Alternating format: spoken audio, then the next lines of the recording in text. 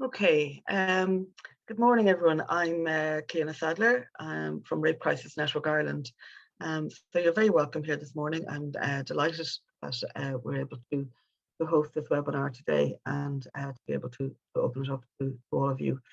Just a few, I'm only going to be talking for a very short while, just a few housekeeping pieces here before I hand it over to my colleagues, Marijana and Maja. So the first thing to say is that we are recording this session. So the recording is already on. The second thing is that this is while Maja and Marijana will bring their expertise, they'll be doing some presentations. There's a few mixed pieces here. Sorry, can I check? Can you hear me? I have some feedback that can't be heard. No, okay, great, thank you. Just confirm if anyone can't hear me. If I change the other way around and say if anyone can't hear me, let me know. Lovely. I just got a text in saying it couldn't. Yeah, perfect. So so this will be, there will be lots of space here for questions and answers and interactive. It's really about the questions you're bringing and really tapping into the expertise of Maja and Marijana here. So if during the session, if you have questions, please put them into the Q&A or the chat, and we'll be picking them up as we go along, and we'll have a session at the end. If you've missed any questions, we'll be really trying to addressing all the questions we can and having that discussion. So as questions come up for you, please do send them in to us, and we will hopefully get to all of those questions. So just to introduce the Rape Crisis Network Ireland, no more than all of us at the beginning of the crisis, the Russian war in Ukraine, we asked ourselves, what can we do and what are the gaps and what particular expertise we bring. And one of the things that became clear was that while we had a lot of expertise in terms of sexual violence trauma in this country, one of the things that might really support us is upskilling around war. Rape is a weapon of war, and the trauma and the response around that, both in terms of, and primarily we were focused in this seminar around counselling and around psychotherapy. But we also, as we've been coordinating with others on this as well, it's really clear that there's a whole set of other elements involved in it. And Marijana brings some really great experience from the International Criminal Court, so she can talk to us a little bit about that as well. That aspect of it. Many of the things that we did in the RCNI, we've worked on translating the website, and we've worked with the Department of Justice in terms of the type of information that Ukrainians are getting when they arrive into the country and the type of referral they're getting. We have, as you know, probably about just over 30,000 Ukrainians have arrived at this point into Ireland. And I think I'm told there's about 2,000 arriving every week. Obviously the needs of the people who arrived first will be different to the needs of the people who are arriving now, and obviously where they came from and where they were living in Ukraine will make a difference in terms of the types of experiences they bring with them. But this seminar here is very much about just really tapping into the expertise that unfortunately countries in the Balkans have built up around this. I've been working in particular with countries in the Balkans over the last number of years, and I've gotten to know Maja there. She's one of the founders of the European Network of Women's Network Against the European Women's Network Against Sexual Violence. So we've done a lot of work there, and obviously with the Istanbul Convention, a lot of the work around specialist sexual violence services in the countries of Western Balkans. There's been a lot of conversations where I've been invited over, the RCNI has been invited over, because we have a particular model of sexual violence in Ireland. So we've been doing a lot of collaboration, but I think this is one where we really can learn from those countries. Now, obviously in Ireland, we tend to talk about the war in the former Yugoslav war, but of course in In the Balkans, it was a different experience in all the different countries, and it goes under many different names, and the traumas vary across the region and across the countries. And in some ways that will be similar today in the Ukraine. But many of the organizations I've worked with and I've encountered and gotten to know in the Balkans, really they originate from the time of that war. And for many of these women and these feminists, and no more so, Maja and Marijana, their activism in this area and their expertise in this area originates to responding to the needs of the people impacted by sexual violence used as a weapon of war. And just to introduce them briefly before I hand over entirely to them, just to tell you a little bit about them. Maja Mamula is the founder of the Women's Room in Croatia, which is a sexual violence response NGO. She's a psychologist, she's a feminist, she's a women's human rights defender, a lecturer, a trainer, a researcher, and a counsellor. And she's been specialising in this area for 25 years. She has 6 books published on the subject, including sexual violence among and against children and youth in schools. I think that's your most recent book, Maja. She also has civil society organisations with key stakeholders in prevention of violence and against children in Croatia, and sexual violence theory and practice back in 2006. Marijana is also a psychologist and a therapist and a former member of the Croatian Commission for Victims of Sexual Violence in War. She worked as program director for Medici Ženska, if I'm pronouncing that correctly, a multi-ethnic therapy center founded in 1992 in Bosnia-Herzegovina, where women and their children suffering from wartime traumas were given short and medium-term medical and psychological care by specially trained female Bosnian gynecologists, psychologists, and other medical professions. Marijana Senjak is also the founder of the Center for Psychological Help in the War, Zenica, Bosnia-Herzegovina. She was a lecturer on witnesses, their needs and the role of the International Criminal Tribunal on Yugoslavia in The Hague in 2004, and at the International Criminal Court in The Hague in 2005. She and the Women's Therapy Center, Medica Zenica, advocated successfully for the status of civil victims of war for the women and girls survivors of war rape in Bosnia and Herzegovina. So I will hand you over now to Maja, who's going to lead you through. There will be some breaks, 2 breaks scheduled here. It's a full morning that we've scheduled for you. So there will be some breaks, but Maja is going to introduce us first into the topic, and then she's going to hand over to Marijana. And as I say, please, as the questions arise for you, please type them in first, and we'll hope to get to them. So Maja, thank you and welcome. Thank you so very much for joining us. Dear Cleona, dear friends, all the audience. Hi, I'm Mamula, a Women's Room founder and coordinator, and I'm really privileged and honored to have a possibility to be today here with you on this webinar, to sharing our joint experience and knowledges about this topic. In agreement with Marijana, I will just give a type of short overview, or just put some things in the context. A few words about us, about Women's Room, who we are and what are we doing. More about the context and about the war, sexual violence and rape during the war. As well, about things that I have noticed during that period, even though I was a young psychologist at that time, but still working all the time in different organizations, mostly in the Center for Women War Victims at that time. So as I can see, the volume is low for you. Maybe is it better now? Do you hear me better now? I hope so. And so we will see, because I was checking your comments. It isn't better. I really don't know, but I can do more so you can hear me better. Okay. So to start, Women's Room is a feminist non-governmental non-profit organization founded in 2002. with aim of preventing and combating sexual violence and providing direct help and support for survivors of sexual violence.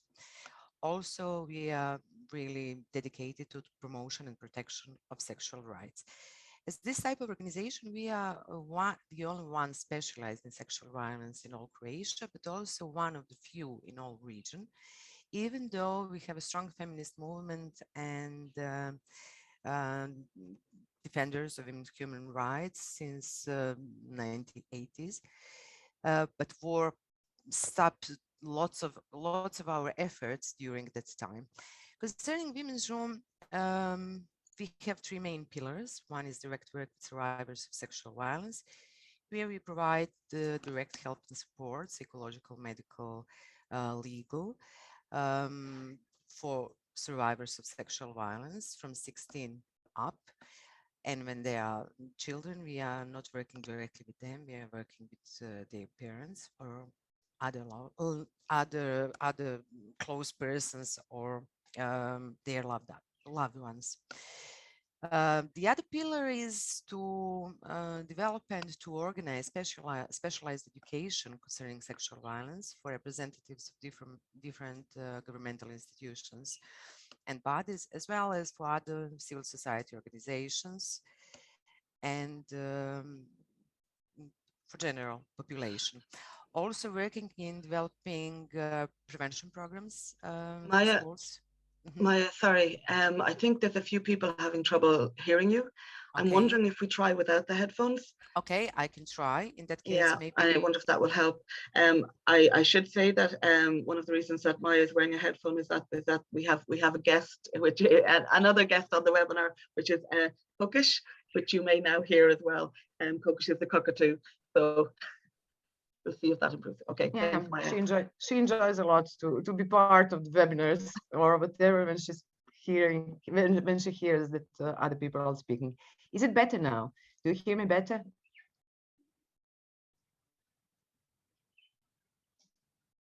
Yeah. Okay, I can see better. Thanks. Okay, Thank you. I hope it would be better now.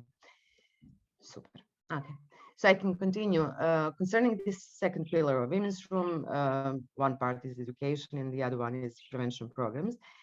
And we have one program that is recognized by Ministry of Education for high schools, and at this moment we are developing for primary schools. And the third pillar is concerning developing of public policies on sexual violence or legislative changes. Concerning public policies, maybe the two most important in Croatia that are started and developed by Women's Room. One is Code of Conduct in the case of sexual violence that was accepted by Croatian government in 2012. And the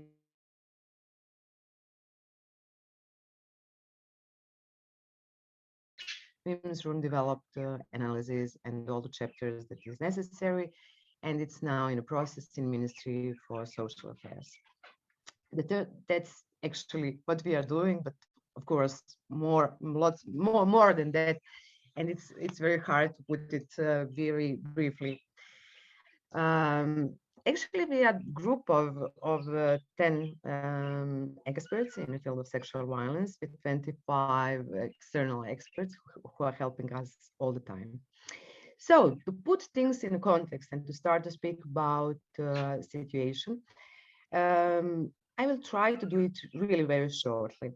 First, it's important to know that Marijana and I was born in the country with a different name, Yugoslavia, or fully socialist Federal Republic of Yugoslavia, that at that time consists of 6 republics, from north to the south, Slovenia, Croatia, Serbia, that also had the 2 independent provinces, Vojvodina and Kosovo. Kosovo is now also independent country. Then Bosnia and Herzegovina, Montenegro, and Macedonia. I wouldn't speak about the reason why we want to, or how the war started, but the problem was actually that in the summer of 1990, in Croatia starts first as local instance, and then in the April of 91, military aggression was formally recognized in Croatia.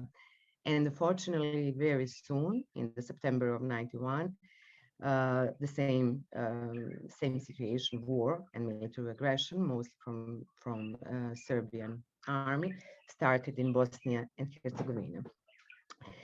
So at the time, I was a student of psychology at Zagreb University, and the war affected me personally with significant personal loss at the time. So all the time I had some type of urge to do something. I started working in different organizations, and then from 95 in the Center for Women War Victims, in form of psychologists working with women who survived different form of war sexual violence.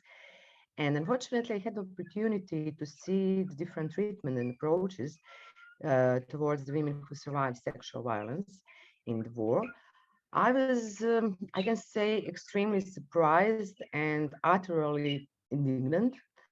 I was actually in shock. So I decided that sexual violence would be the area I wanted to work and to make some changes and progresses for a long run.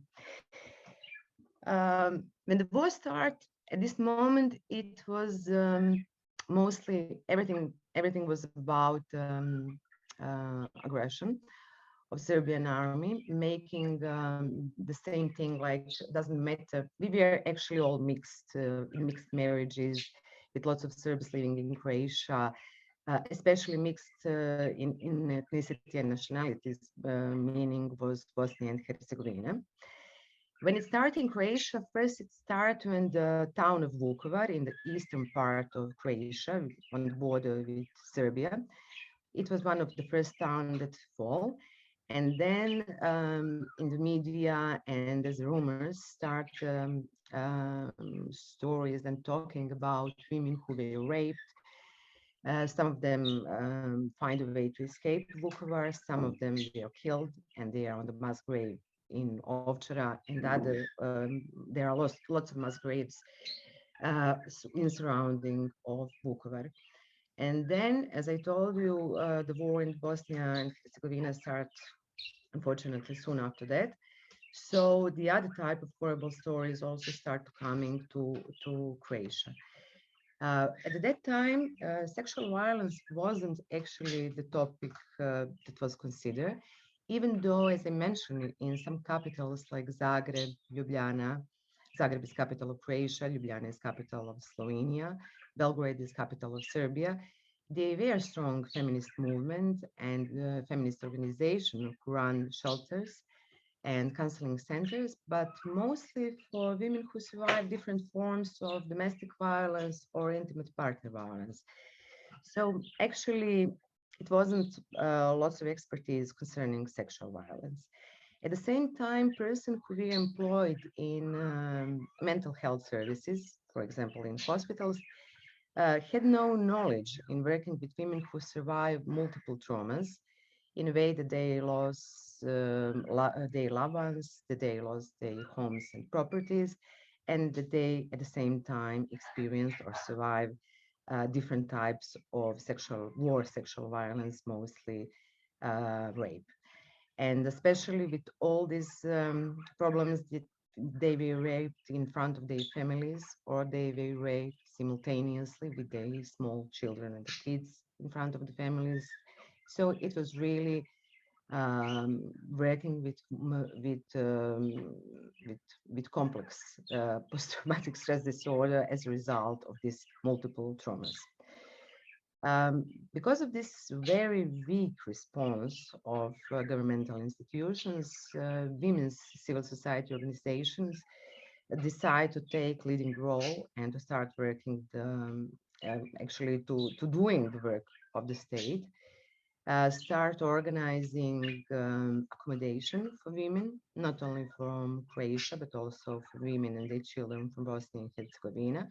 To start organizing psychosocial help and support, and organizing support groups in refugee and displaced persons camps.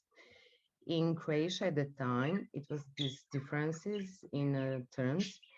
The term displaced person was for the Croats who came from other parts where that war-torn parts of the Croatia, to some parts of Croatia that wasn't so much inflicted by war. And refugee was term used for people from Bosnia and Herzegovina. Also, what is important to mention, to be very clear, at that moment, because of the war and all the situation, it was very strong nationalistic sentiment all around us. So for me, it was very important to work in the Center for Women War Victims as a feminist organization with very clear statement and very clear statement that we are working with all women, regardless of their nationality, the country of the background, the political or religious beliefs, and that we are strongly opposed fascism, nationalism, and we oppose blaming all members of one ethnic group, actually Serbs, for being enemies.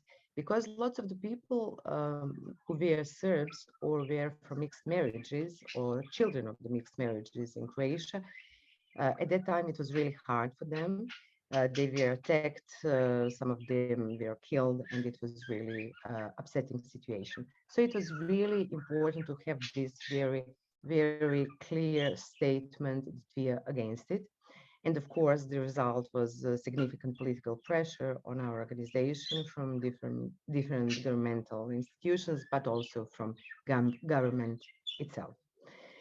So one of the things that was really important for us at that time is that we have support from lots of women from women's NGOs or individual experts from different European countries or United States who are really trying to help us, sharing their knowledge, their experience, financially support our work.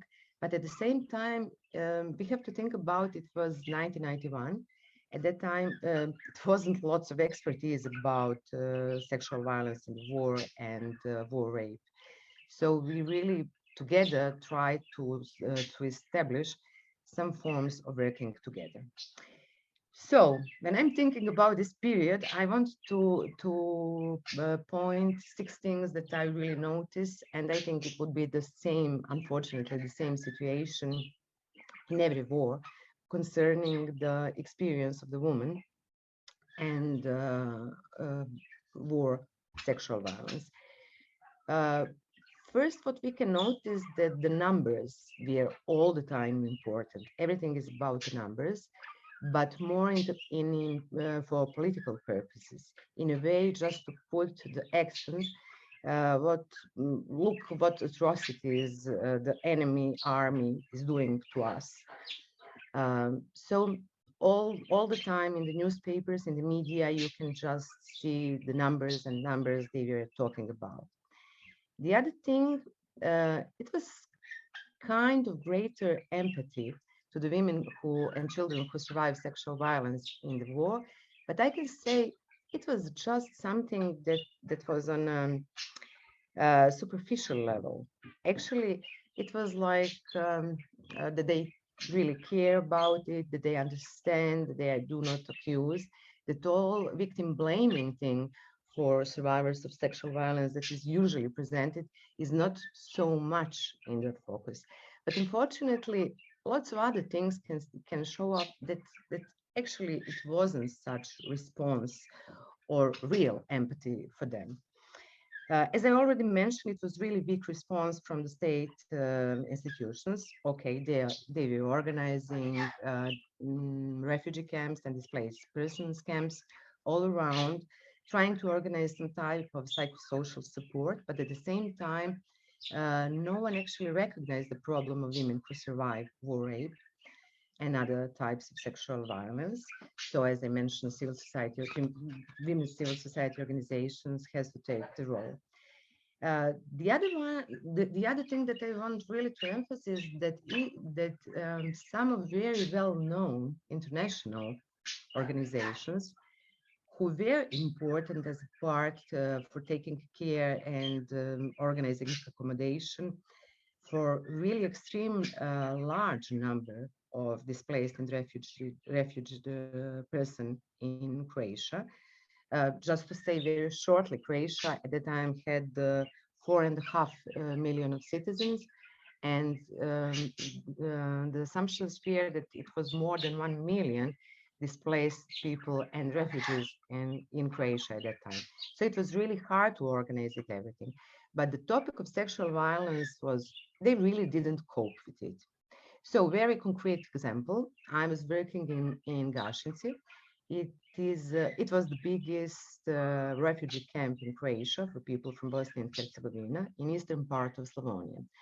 As I mentioned, one of very well-known international organization came to the Gašinci and put a sign on the papers, and papers put it on the tree or on public facilities with the notice, women who survived war rape can come at room 15 on Tuesday, 10 a.m., translation included. Actually, no one ever show up there in that way to be so much recognized and everything that it takes with this type of trying to give support or help. Fifth point is that sexual violence that wasn't part of war violence wasn't recognized at all. Child sexual abuse, marital rape, nothing. Actually, everything stopped. And the sixth point, that it was almost immediate oblivion of the topic of war, sexual violence after the war ended. And I can say two facts that really going that really prove this statement. First of all, in Croatia, we never have any real statistics about the number of women who survived rape. Bosnia and Herzegovina was better in that way. And in Croatia, we have to wait almost 20 years to pass the law on the rights of victims of sexual violence during the armed aggression against the Republic of Croatia in homeland war. Almost 20 years. At the same time, the number of the cases that they were reported to police or other Croatian institutions about war rape was really, really incredibly low. In this moment, according to the State Attorney Office of Republic of Croatia, there is suspicion about 187 cases. 83 cases are reported and 43 are in procedure. So you can see how really small numbers of the cases who are reported are at the court. At the same time, estimation for Croatia concerning war rape is something about 2,000. And for Bosnia and Herzegovina, Marijana will speak more about it, it's from 12,000 up to 50,000. So it's really different situation. And finally, come back to the peacetime sexual violence. As I already mentioned, almost simultaneously as war stopped, the victim blaming starts again from society and institution. As I mentioned, I call it like we are going back to some kind of factory settings. Like all the prejudice and stereotypes about sexual violence doesn't matter. Was it war sexual violence or peacetime sexual violence? We're on the spot again. Lots of women's civil society organizations continue to work in the field of domestic violence and intimate partner violence at the same place where they were in the moment when the war started. So they just continue their work. And then we had this problem that sexual violence as the topic vanished again. So it was something about it during the war, as I mentioned, more in with political reasons. And then again, almost nothing. A few of us decided it's important to start working really on the topic of sexual violence. Doesn't matter war sexual violence or peacetime sexual violence. So that's the reason why we organize Women's Room, a specialized organization working with survivors, doesn't matter of what type of sexual violence. So I hope that you can understand me. I know that my English is not maybe best, but I hope that you can understand what I want to say and to try to put really small piece of context how it was from our perspective, with all the problems that we are facing, and try to solve it in a different way. So I'm finished. If you have any question now, I can answer immediately, or you can put it whenever you like. The idea is to that I give just a short brief, so Marijana can put the short movie, and that we have time to respond and react on the movie. Can I come in with a question? I'm just before we get to the film there, you know, the first point that you make there about, you know, it became about counting, it became about the numbers, and it became used very much in, if you like, the propaganda. Mm-hmm. So women's life and women's trauma became part of, if you like, the war machine. How, as a women's organization, as a feminist organization, how did you, if you like, keep yourself clear of that, and what advice would you give now around that?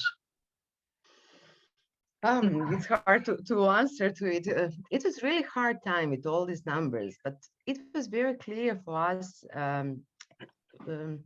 If there was all the time stories, very brutal stories, they really try to find really brutality in everything, but at the same time that you don't have any proper response to survivors. It was clear that something is not, how to say, not normal. Nothing was normal at the time, but something is unusual in a way that they just really try to use these women, their traumas and everything that they survive without any really way to organize some concrete help. So how we managed to stay out of it? I can say that we were out of it. All of us were part of all this story, especially with Bosnia and Croatia. It was a problem, but not in such a scope like in Bosnia and Herzegovina. Marijana really can tell you more because she was there at that time.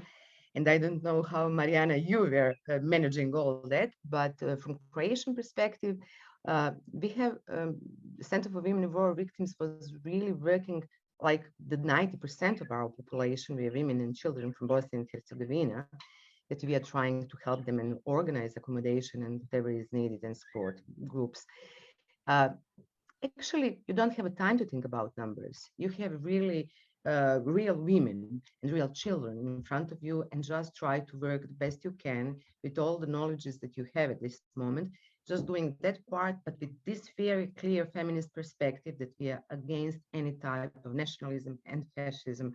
That was really important for us to be clear in our head about working with women. Doesn't matter who they are they Croats, Bosnians, Serbs, women, doesn't matter. It was important for us just to help and support them.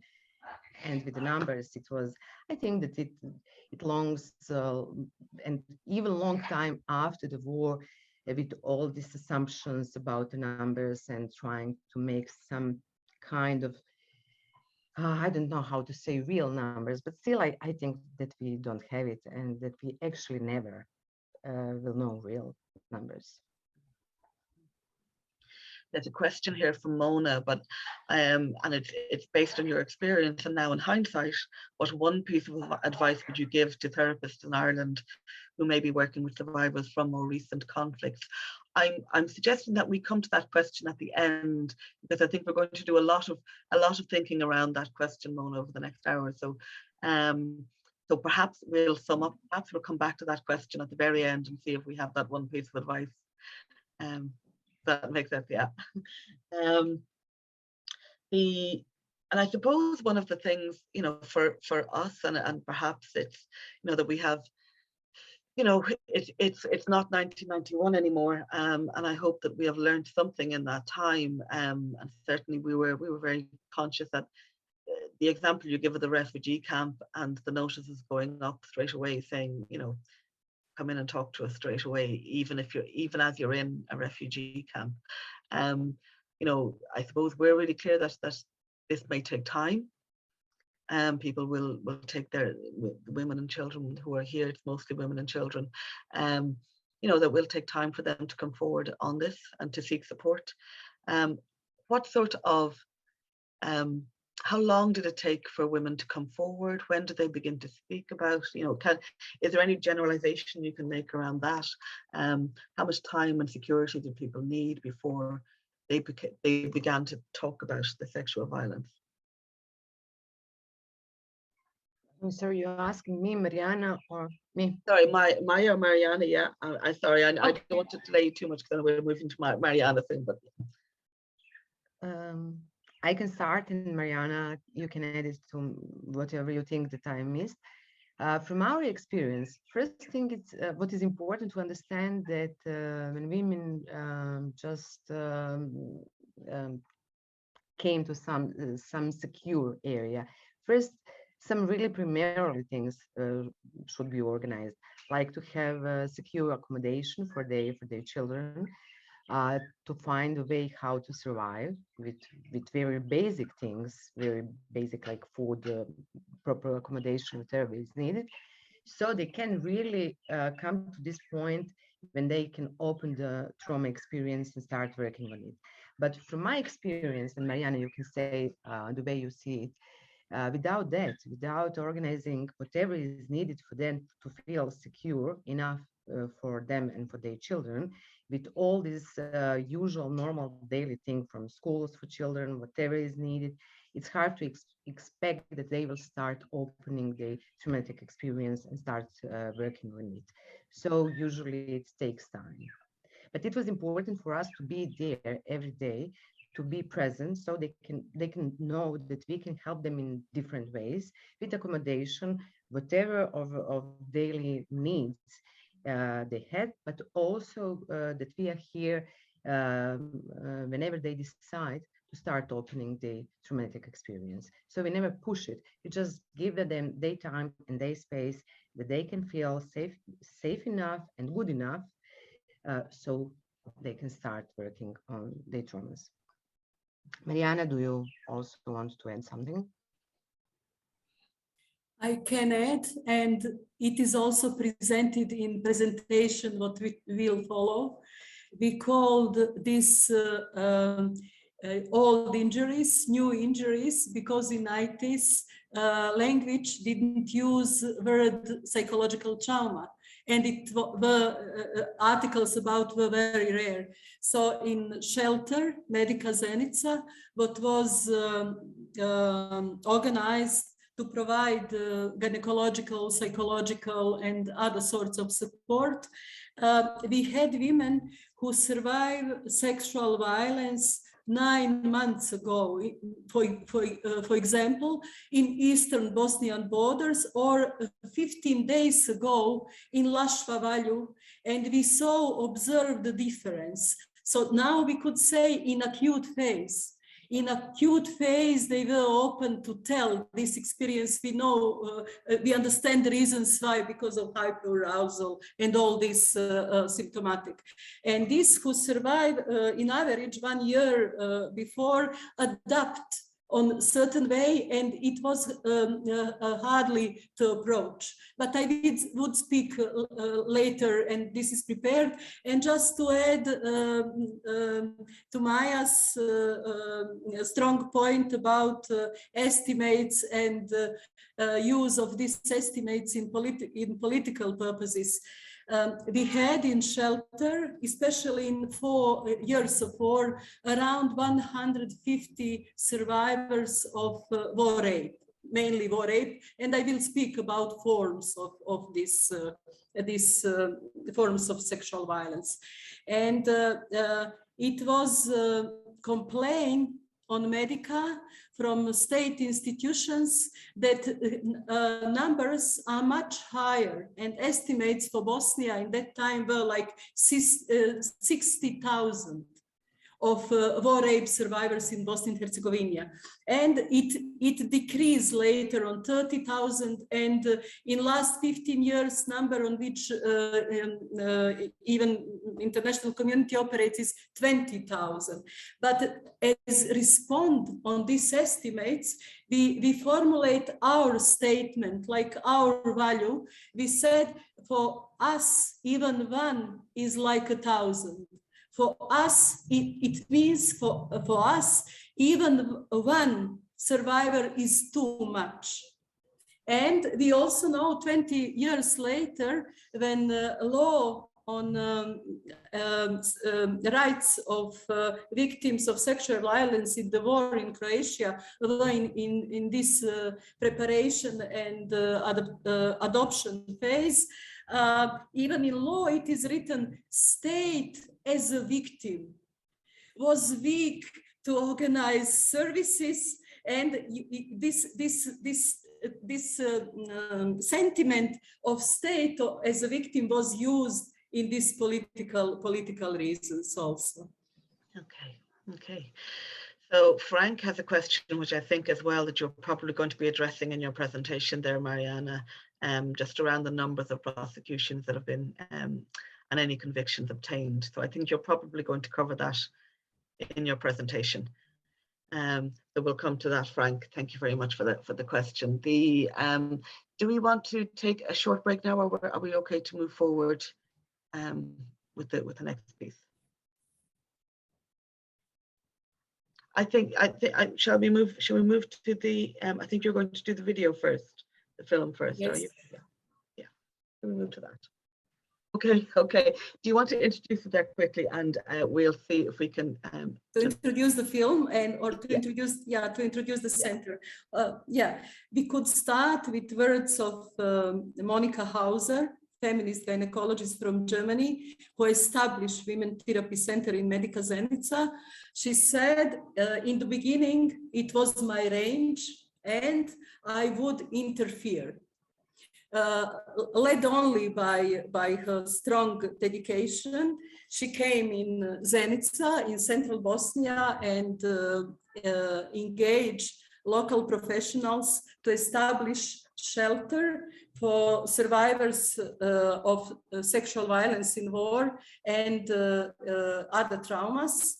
And it became very comprehensive response.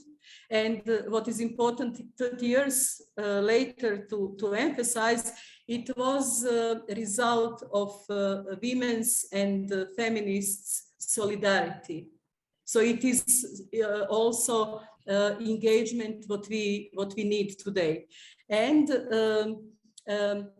when you already opened the questions how to approach to the survivors, and Maja described they would not come and immediately tell that they were rape survivors. So we organized visits to the refugee collective centers. We provide small workshops and education about trauma consequences, and they were open to all inhabitants of refugee collective centers. And then women, by their voice, whisper us, like, come and go and visit in her room, this woman in private accommodation. So we were coming 2-3 times just to identify through voice from month to month, to identify the victim and to come to go for visits and to build trust and confidence and to offer her to be accommodated in shelter and to get another services. So also, like now in Ukraine, all this what is functional in peace do not function in the war. So it means there are no water, no electricity, telephones are not working. And the way to announce existence of center was to print and put small posters on doors of medical institutions or Red Cross or refugee collective centers, and only media what works was radio. And through radio we put first announcement, and one young woman who would be presented in film, like a lot of women in Bosnia and Herzegovina, pass a long road on foot to come to the shelter for which she heard, and on this way she also suffered several traumatization, including war rape. So we would see a very short, pretty short 8 minutes documentary. It was filmed and prepared by Fiona Lloyd-Davis, a British feminist photographer and director. In war. Documents suggest anywhere from 20,000 to 50,000 women were raped during the conflict, mostly by Serb men, although others were involved too. Many victims were kept in organised rape camps and assaulted many times. Most were Muslim women who are still trying to come to terms with their horrific experiences. One woman who devotes her time to helping them is Marijana Senjak, a trained psychologist and director of the non-governmental organisation Medica. Every woman met her in the town of Zenica. Zenica, central Bosnia, home to Marijana Senjak, a psychologist who's on her way to see a client. We are going to home visit. This is one war rape survivor, originally from northern Bosnia. She came in our city in her age of 17, 10 years ago. She survived war rape. She gave birth to the daughter out of war rapes. Later on she got another daughter out of partnership relationship. Both children are in orphanage. Marijana's client is still traumatized 12 years after she was raped. And like many raped women who had children, she has never told her daughter. Last conversation showed that she is not willing to tell, and our experience is also that women who got children out of war rape, in majority of cases didn't tell their children yet, although they are now in age of 13, 14. It's believed that tens of thousands of women were raped during the war. Some were killed. Many survivors never told anyone. Although the conflict may have been over for 12 years, Marijana's client is one of many casualties of war. I can't walk. Even when I take a stronger dose of medication and calm myself down, I can't walk properly. Even then, you know. Why was life so cruel to me? I ask myself that 50 times each year. Sometimes I ask myself this question all the time. Sometimes, if I'm with people I love, I forget about it for a while. Azra was just 17 when she was raped, and it was her first sexual experience. She is now nearly 30, and it has overwhelmed her life. She has psychosomatic-induced arthritis, and she hasn't been able to walk properly for over 5 years. I forgave myself. I understood that I was young, that I was a child. But perhaps I can't forgive others, and until I do that, you can't live with yourself. I feel as if I'm making excuses in order to blame others. Azra wasn't alone. During the war, many women came here to Zenica through the mountains, escaping concentration camps and sometimes years of forced sexual slavery. These were not isolated cases. We can observe from all these patterns, it was deliberated, it was on purpose to create the fear, to threaten the people, to escape, to leave the houses, to leave the places, to leave the villages, to conquer the villages, to take the territory, to take the property. The purpose is to make a robbery. Marijana thinks this wasn't just a policy of ethnic cleansing. It was also to destroy a fundamental value of society, the family unit.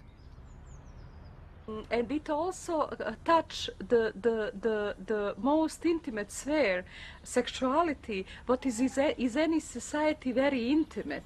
So it destroyed the core, the fabric of the family and of the sexual and social and psychological integrity of women.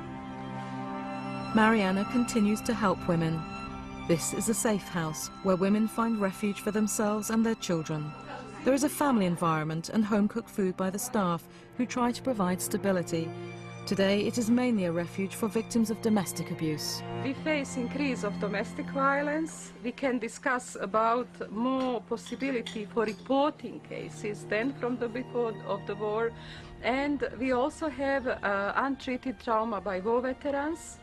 We also have a high rate of unemployment, and we also have untreated community trauma. Marijana has now been counselling people for 15 years, hearing their stories of terrible suffering and degradation. Hardly learn in Bosnia to keep life normal, to provide some small pleasures and some small things what we love to provide also for us in our life. It means to walk, to read, to do some nice things what you love, to leave the times for family, for friends. Yeah, we could come in our questions and answers session on some reactions on the state of survivor of rape, what was shown in the documentary. And just to warm ourselves and to come into the topic, these are myths and facts about sexual violence in conflict. And because this is also exchange between all participants, I invite you to respond either by your voice participation or through chat to those questions, or just keep on this material and also on the source of this material. What is one political analysis of 80 conflicts done by researchers on American Institute for Peace, and they just put the myths and facts and gave extended elaboration of all these points. So one is sexual violence is ubiquitous in all wars. So for us, for our common work or for yourselves, we could answer on these answers or just have opinion on this. And sexual violence is inevitable in war. Sexual violence in war is African problem. Sexual violence is present only in ethnic conflicts. Sexual violence is more common among rebel groups than state militaries. Perpetrators of sexual violence in war are always men. Most men will rape in war if given opportunity. Sexual violence in war always is perpetrated by combatants, by soldiers. Victims of sexual violence in war are always female. Incidence of sexual violence in war increasing, decreasing is steady. All rape in war are at high prevalence the strategy of war. So there are a lot of inputs for discussion in our last session, and also for all of us to think about and to get stand on this point. Here is also the source for this exercise.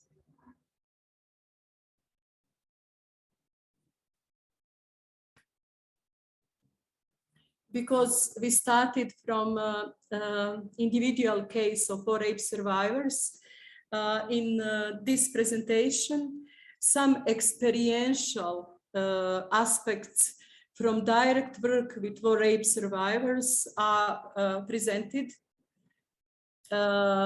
It starts with one sentence of war rape survivor who said on one psychotherapy group in the shelter, "When I hear the word rape, it is as though somebody is called my name." The words of 19-year-old girl who survived wartime rape. Her words describe the way that she sees her whole identity as distorted by the rape she has experienced. Rape is an attack on physical, psychological, sexual, and social integrity of the survivor. It is an act of violence and of abusive power, but it has no connection with sexuality. Sex is chosen by the perpetrator as the most intimate, sensitive, and vulnerable of areas where he can inflict the greatest hurt or humiliation on the woman or girl. Long term, she gave birth to the child conceived by war rape. Her relationship with her child remains ambiguous, rejection and neglect being mixed with acceptance. The question to be explored, the identity of a survivor of wartime rape, which pillars of identity remain intact or have been reestablished. I will kill you, I will kill your children. Nearly all our clients who are survivors of wartime rape were threatened in this way by perpetrators who were armed. Wartime rape always means being faced with death. The threat to life is the core of wartime rape trauma and of intracommunal rape in peacetime too.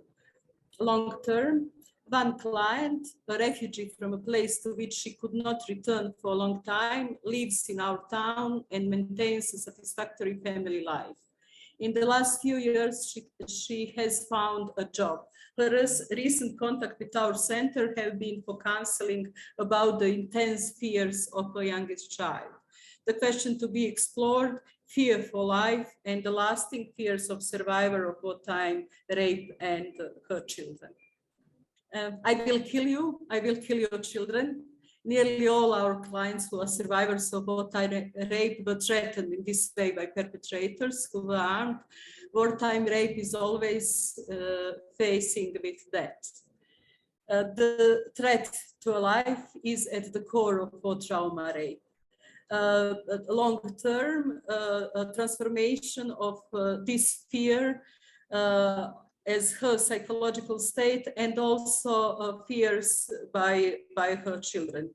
The question to be explored, fear for life and the lasting fears of survivor of wartime rape and her children. You could be my son. These are words of 52 years old women to a young perpetrator in an attempt to convince him not to rape her. Survivors frequently call on perpetrators' sense of humanity and normal human feelings in an attempt to defend themselves against rape. This is one of the active coping strategies for rape as traumatic event.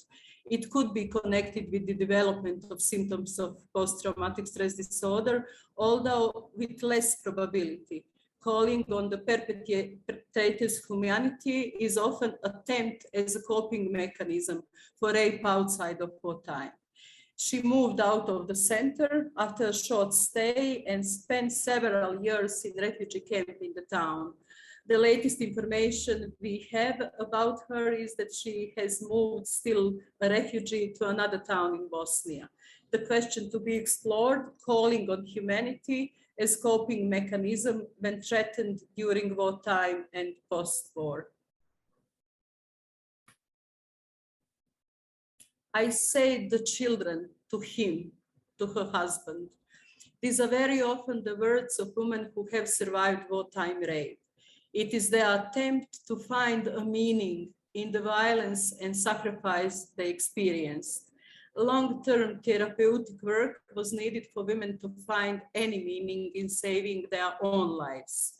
Because of their response to acute rape trauma, they regarded their own lives as worthless. A similar response is often expressed by survivors of rape outside wartime. The question to be explored, what does saving the children mean longer term, marriage relationships long term? How do I tell my husband?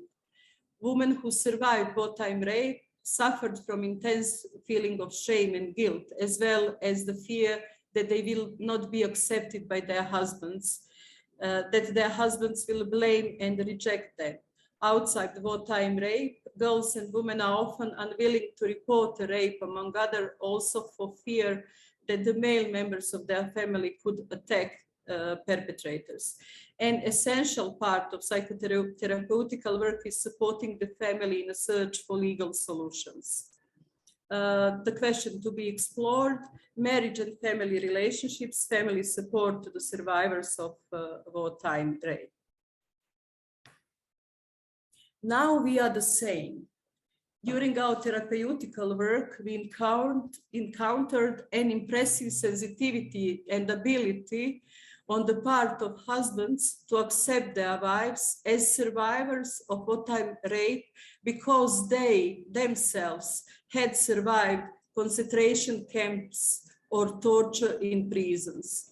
This resource of mutual understanding and support is often missing in cases of rape outside wartime, and women who have survived rape are faced with negative attitudes, prejudice, and a lack of understanding and support within the community. One client who was a survivor of wartime rape was raped when visiting her husband in prison. She told him for the first time after she had spent some time in our center. He answered, "Now we are the same." In addition to her wartime rape and his torture, they had long-term relationship problems in their marriage before the war trauma. They left the country in the wartime and contacted us from the European country where they are now living. The question to be explored, mutual understanding and support unsatisfactory marriage relationships before the trauma is inflicted. I want him to undergo the same thing I did. It is related to perpetrator. These are words of a 30-year-old survivor of wartime rape, which expresses her call for justice. In case of rape outside wartime, legal proceedings usually meet this need, and the majority of our clients decided to initiate police and court proceedings. Our client lives in USA. She gave testimony against one of the Serbs leader at the alternative Karadzic court in New York, and this documentation was transferred to the International Criminal Tribunal for the former Yugoslavia, and later on when ICTY closed its work, it was transferred to some county courts in Bosnia and Herzegovina. The question to be explored, achieving justice and feelings connected with this. Extra humiliation and attempts to estrange a survivor of wartime rape from her community. Humanity under extreme conditions. A 30-year-old survivor of wartime rape who had seen the mutilated body of her husband after having been raped multiple times was taken to a room where men from her village were being held.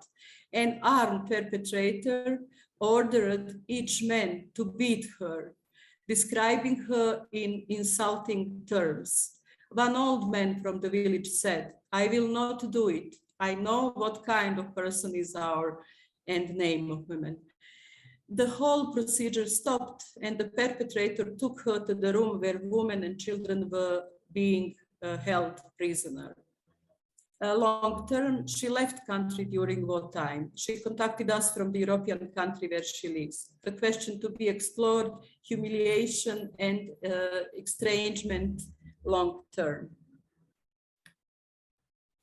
All I need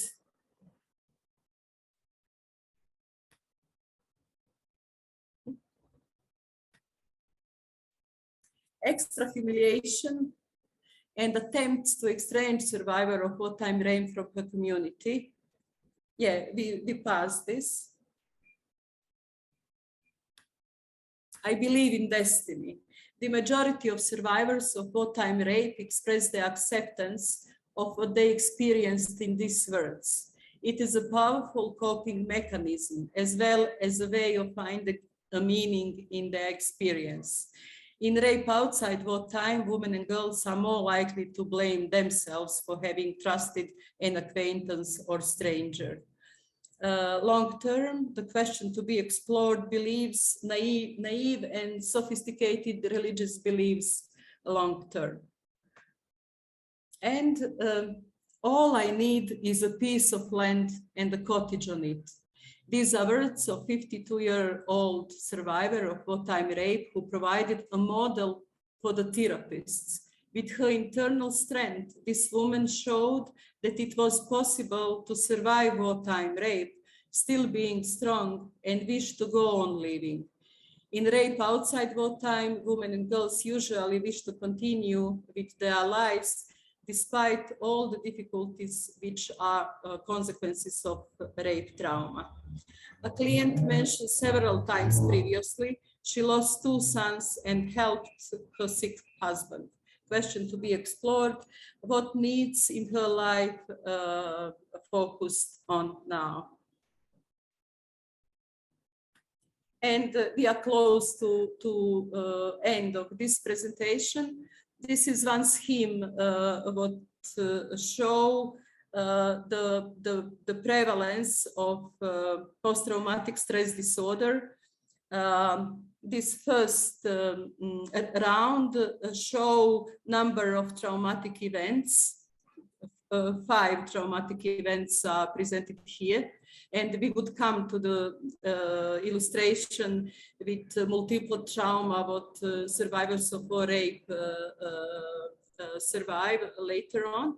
And these are biological stress reaction, and because it is physiological, 100% people would have some reactions.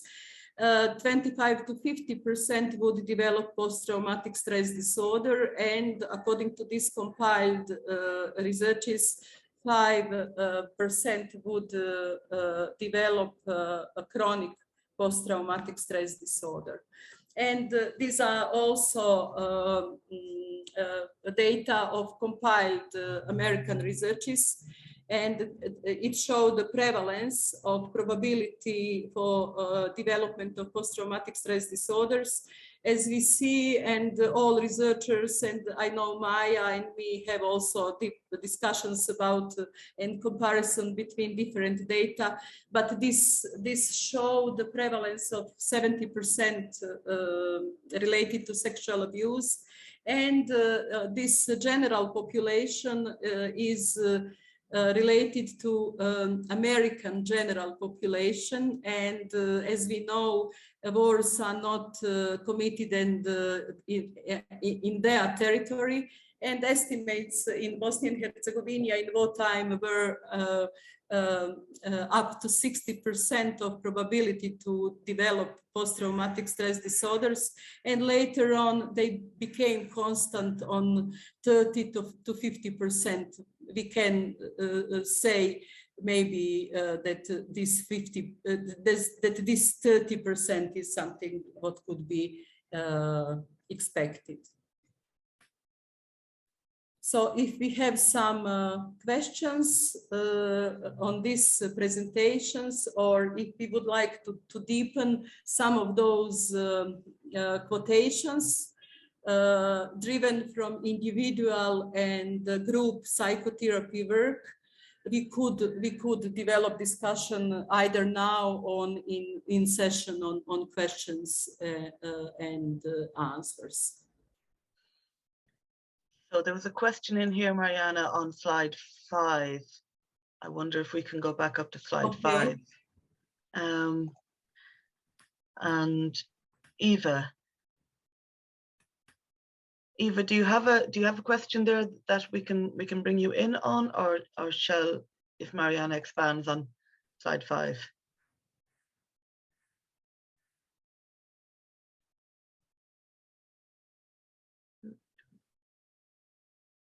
Let me bring you in here, Eva. I'm just finding you in the groups here. So you should be able to unmute there, Eva. Hi, can you hear me? Yes. Okay.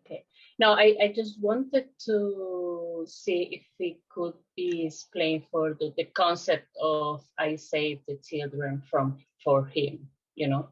It's just that I kind of like with the explanation that is there, I couldn't get the full sense, you know. Yes. In cases in Bosnia and Herzegovina, in cases in Croatia, and also we have a news from Ukraine about media presentation of one war rape in village. That women were raped in front of her husband and children. Okay. So situation is, and I would come to the example of rape in Croatian city Vukovar under the siege. So two armed perpetrators were coming very often and threatened the war rape survivor who was accommodated in the apartment in Vukovar, and her basic fear was that they would kill her children, and they put the threat that they would kill her children if she do not accept, I can say, sexual violence. And very often children were present either in the scene, either in another room. And when women connect this, that she was threatened by life of her children, she could find the meaning that she sacrificed herself to save her children, because they were armed and they were so violent. This threat could become very easily reality. Okay. Thank you very much. Thank you. If there's another question here from Mona about the babies born as a consequence of rape, and it's a question about the choices that women had in terms of the choice to keep the child. Was that, did women have choice there in terms of access to abortion, or was there both an access question and a cultural question there in terms of the choice to in terms of the women who had children born of rape? Yeah, these are several aspects, and 30 years later on, we already have resolution, follower of resolution, UN resolution 3025 and following resolutions. And last one from 2019 explicitly defined that children born out of war rape has to have the same rights as their mothers, survivors of war rape. So this is sort of improvement of recognition of their rights. And in Africa, in Congo, in Rwanda, and also in Bosnia and Herzegovina, now we have NGOs led by children born of war rape. So they became their own voice, and they start to fight for their life, for their rights in their life, and for stabilization and improvements of their life and life of other children who are not speaking up yet. So data from Women Therapy Center Medica Zenica, among 150 survivors of war rape, 25 were pregnant when they came to our center. We had gynecological ambulances. We were registered also, besides registration for social services, we were registered by funny term NGO hospital.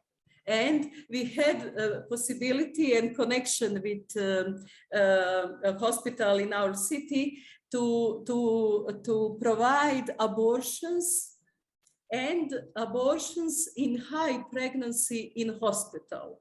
According to socialistic law in our former country, abortion was allowed to certain weeks of pregnancy, and the procedure is applied by request to the professional commission in hospital. And what was the problem in war in Bosnia? They were high pregnancies because women were kept in concentration camp or in house imprisonment until high months of pregnancies. And these women, what was presented here, she came in late pregnancy, and the possibility to do abortion wasn't applicable. It was allowed, but it wasn't applicable for her. So when we would come to psychotherapy models, we would come to the phase, believe that it happened.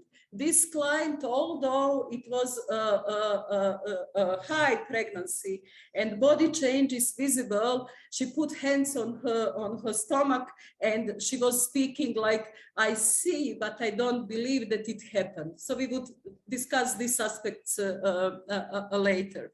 And 12 women gave birth to the children conceived by war rape.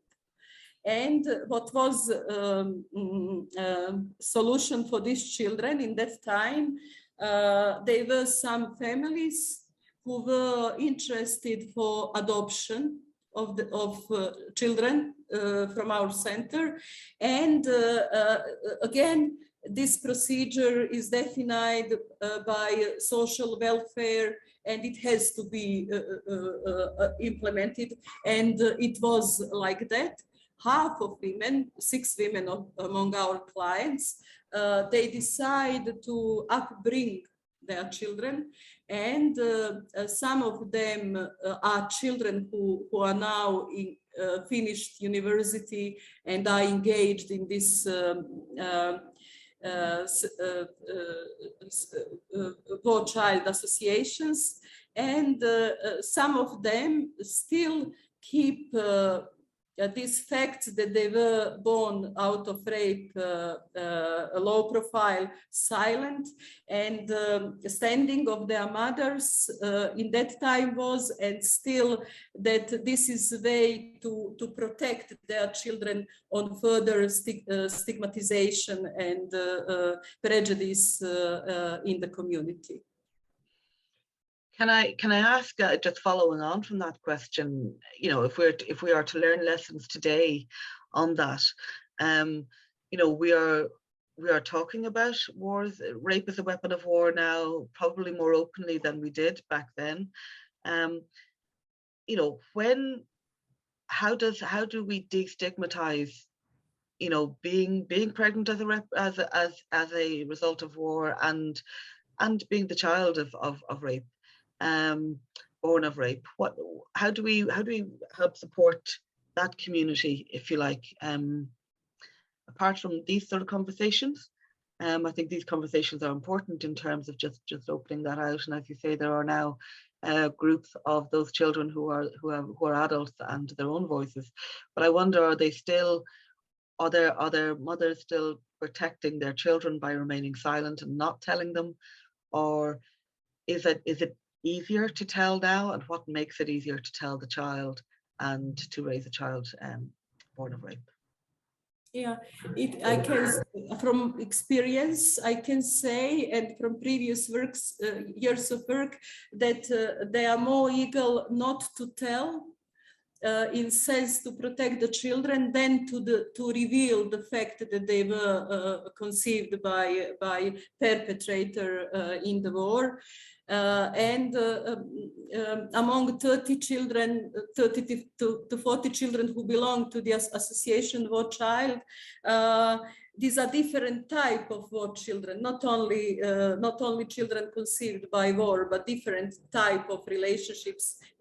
All groups are called, and this is differentiation. Also, some scientific researches, Ingvild Moahil from Germany, research in meta-analysis these categories of war children, and still. Children who are adults who gave their voice to I can say other children, they understand this position of another children, that they are not feel strengthened yet to come to speak up, to come forward with this situation. So I think that as we all, as therapists and feminists, stand to support any choice of women, this is also choice for them to make their own decision. Some improvement on opening the topic of children born out of rape was in Bosnia and Herzegovina in 2006 with presentation of film Grbavica, what is film about war rape survivor, and Grbavica and director of the film Jasmila Žbanić gave this film as a tool to public campaign for dignity of survivors, and in Bosnia and Herzegovina, and also more in depth and in session on questions and in another presentation, we would come to the point where in 2006, for the first time, recognition of the status of war rape survivors as civilian victims of the war, according to the legislation on social protection, was adopted. So for the first time, sexual violence was the indicator to achieve certain social and medical rights in Bosnia and Herzegovina, and later on in Croatia, we would speak a bit on these topics if it would be more questions on it. And even in that campaign, mothers who gave birth to the children conceived by war rape were not willing to reveal to their children that fact. So I'm speaking about time of 15 years ago. And they even said, if I am in position to reveal that my child was born out of rape, I would not apply for my rights. And we had campaign and some possibility to fundraise money as donations for women. And then we negotiate with banks, and you have the similar situation now in Kosovo, that women in position to open bank account didn't want to reveal their identity. Or now in Kosovo, when they receive compensation, they explain like this is sort of pension, and they are hesitant to reveal to the family members that they survive war rape, although they apply for certain rights. And NGOs who are in Kosovo and in Bosnia and Herzegovina, NGOs are those who, through which channels this application for recognition of the status goes. It gave more protection to women in sense not to reveal, but to achieve their rights. Thank you. There's another question here from Sandra Byrne. And so she says, you mentioned links between appealing to a perpetrator's humanity and the development of PTSD. Could you expand on this, please? And that might be something for yourself as well, Maja. Yes, this is, you can find this connection in Solveig Dahl book. Solveig Dahl is a Norwegian psychiatrist. She was our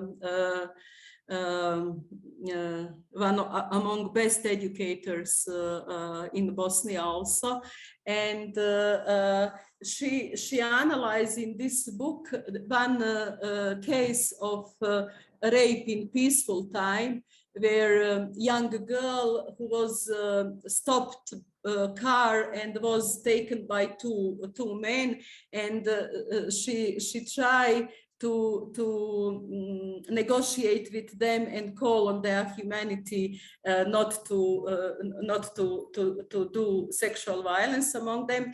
And Solveig Dahl is author who developed this concept, and I think, as far as I remember, that evidence show also that this any active strategy, any psychological active strategy develop less probability of development of post-traumatic stress disorders, not only calling on humanity, but calling on humanity is present not only in war rapes. This is one case of this respond in case of war rape, but women often said, I could be your sister, I could be your mother. You know, do you have sister? Do you have mother? Do you have partner? Do you have girl? They try in that sense to.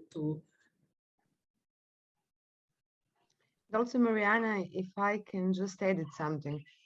When you speak about reactions to trauma, like first reactions like fight, flight, freeze, and then these extreme reactions like tonic immobility or collapse or dissociation.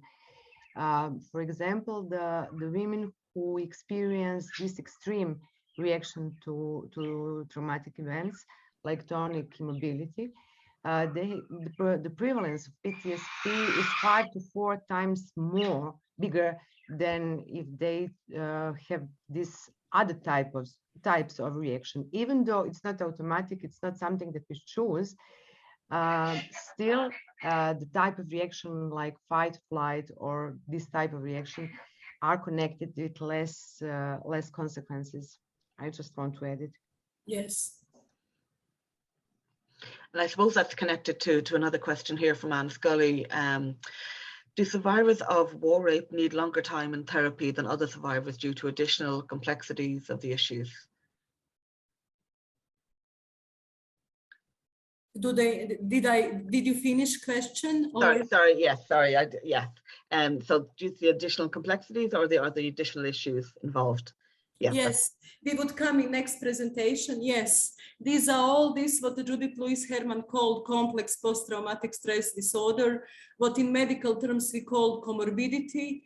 And yes, these are all these anxiety disorders, depressive disorders, and special complications, as we all know as therapists, comes when these are personality disorders behind. And what we learned, and we would come to the psychotherapy models, what we learn in trauma treatment of war rape survivors, that the most important in acute phases is to do on first psychological stabilization and on reduction of trauma symptoms or symptoms of post-traumatic stress disorders.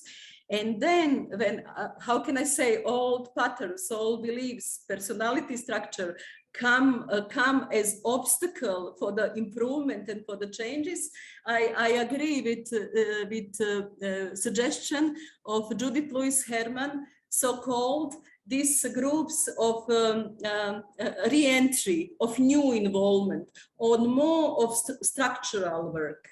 On more on structural work. And as we know, as you know from your experience, all this complex problematic and all these, I can say, mixed states are present long term. Can I ask as well, there was something you said earlier, Maja, a lot of the mechanism of humiliation was about that the sexual violence is being perpetrated in front of loved ones, in front of children, or the community, the village, the town, people you know.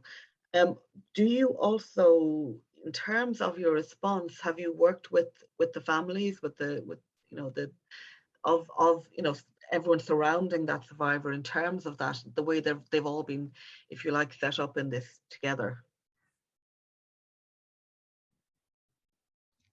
You asked me.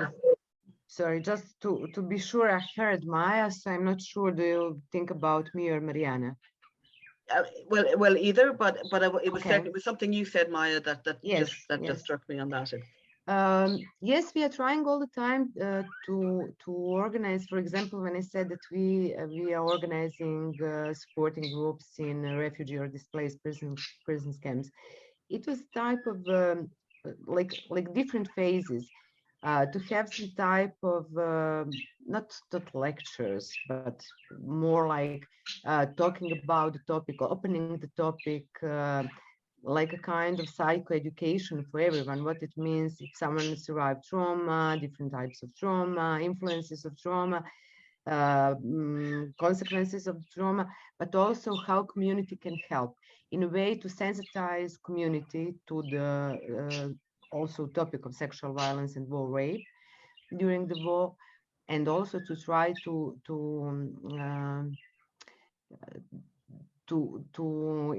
I don't know how to say, is sort of sensitize them to also be part of the healing process, so they are aware that they are also part of this path from victim to survivor. So not only in the refugee camps, but also whenever we can use different types of media or having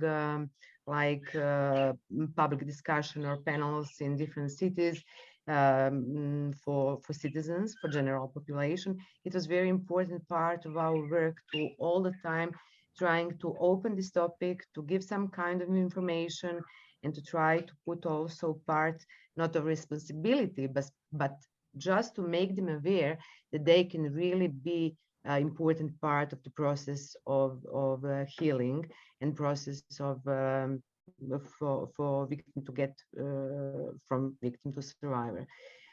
Also, in some cases, we used to work with close persons, loved ones, whenever it was possible.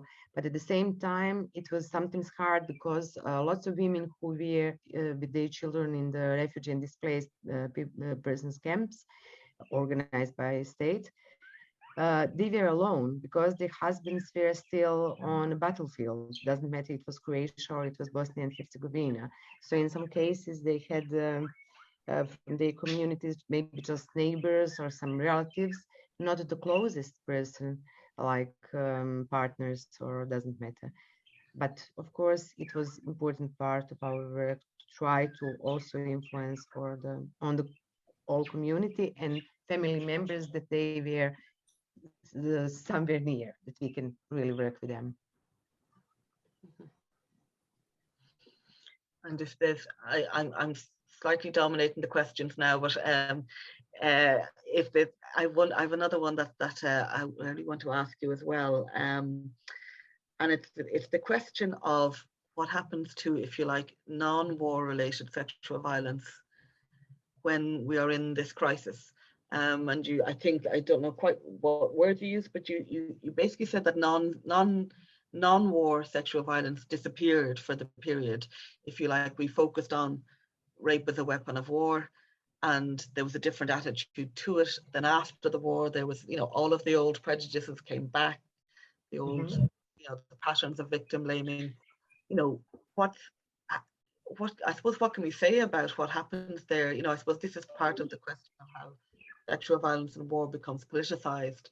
But I suppose, what can we say about the order, if I can call it the ordinary sexual violence that continues to be prevalent, war or no war, and where does it find voice, and where do people continue to find a safe space within the space of a crisis like this? I'm not sure do I understand correctly, and also I have a problem that I missed some part of your words because of the, I don't know, I didn't hear it well, but sorry, could you just? I'll say it, and I'll say it sort of a shorter. I was sort of thinking on my feet there, but it's the piece about do we simply go silent on the, if you like, the ordinary sexual violence, the sexual violence that was there before, and the sexual violence that continues, and the sexual violence that is there after a war. So not the wartime sexual violence or the wars, rape as a weapon of war, but the other sexual violence. Do we simply go silent on that during the conflict or in the crisis, or what happens to that? Actually, as I try to explain, at that time, all other types of crime against women, many types of gender-based violence that were not connected to war, were somehow out of focus. Like everything was at the war period, everything that is normally present or we are working on it, it was somehow out of focus, out of story.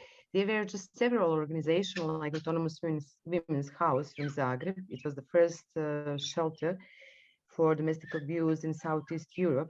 They still continue to work because, as Marijana mentioned, lots of people, lots of men who were soldiers and were on the battlefield came home with really strong symptoms of PTSD, including aggression and different types of behavior. That we have really big increase in domestic violence numbers and reports to the police.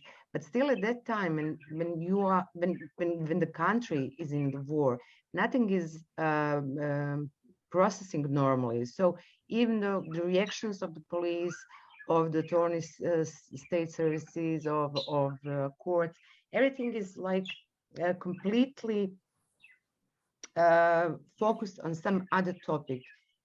All normal, usual things, including, unfortunately, different forms of violence against women that are not connected with war, is completely outside of the perspective. So that's the problem of the war. When you have a war situation and you don't have, when everyone is in fear and expecting the worst all the time, institution doesn't work in a usual way. So unfortunately, everything was put aside, even though when we try to speak, whenever we spoke about, for example, in the camps or in the cities, about problem of wartime rape, we always try to include the prejudice that are still existing before the war and after the war concerning sexual violence, and how they are connected, and how they can see the almost same thing. It's the same type of the violence, but just on the, how to say, on a higher level, because it's now open space to do whatever whoever wants to do to anyone, but actually with the same roots. Marijana, do you want to add anything there? Yeah, I can add this on this what Maja said. We are speaking about time of 30 years ago in our countries, and domestic violence was not established by the legislation in our countries. And first recognition of violence was connected with the war, but it doesn't mean that the other forms diminish. And in wartime, there were cases of domestic violence in refugee collective centers, like now we have in Croatia in so-called migrants collective centers. And now these are procedures and some specifics how to implement this procedure on migrant women. And these are all this movement to have shelters for migrant women, and if not shelters, then services. And I agree with this, what Maja said. We can say institutions are dissolved or dysfunctional. So, and even in COVID-19, we saw in several months that this response wasn't fast enough and appropriate. So all this continuity of violence exists in the war. And we had a case of, for a long time in data of center, we call this incest case, because young women present this situation like she was raped by stepfather. When she was in position to prepare application for recognition of the status of victim of rape for civilian, for her rights and compensations, when she precisely described the story. So it was a partner of her mother, her mother was a serious psychiatric case, and they made acquaintance 2 months before. And in occupied city, when he came for a visit in a broken house, he raped, we cannot say her stepdaughter, but daughter of her partner. So it is not connected with military operations. And we would come to some point what we emphasize to be recognized. Among all this recognition of war rape as a crime against humanity, even genocide in some African cases, and as war crime, it means connected with military operation and as a wider strategy. In Bosnia and in Croatia, and I guess in any country, we also have this in the same time in war, sexual violence in form of rape in the community, like in peaceful time. And legal professionals call this crime in war. Differentiate from war crime, and we had cases. A lot of cases we can speak about, and even in war, perpetrator and victim were the same nationality. So it is not intent on ethnical ground. Yeah, what could be, but this was the same nationality in community, in the war.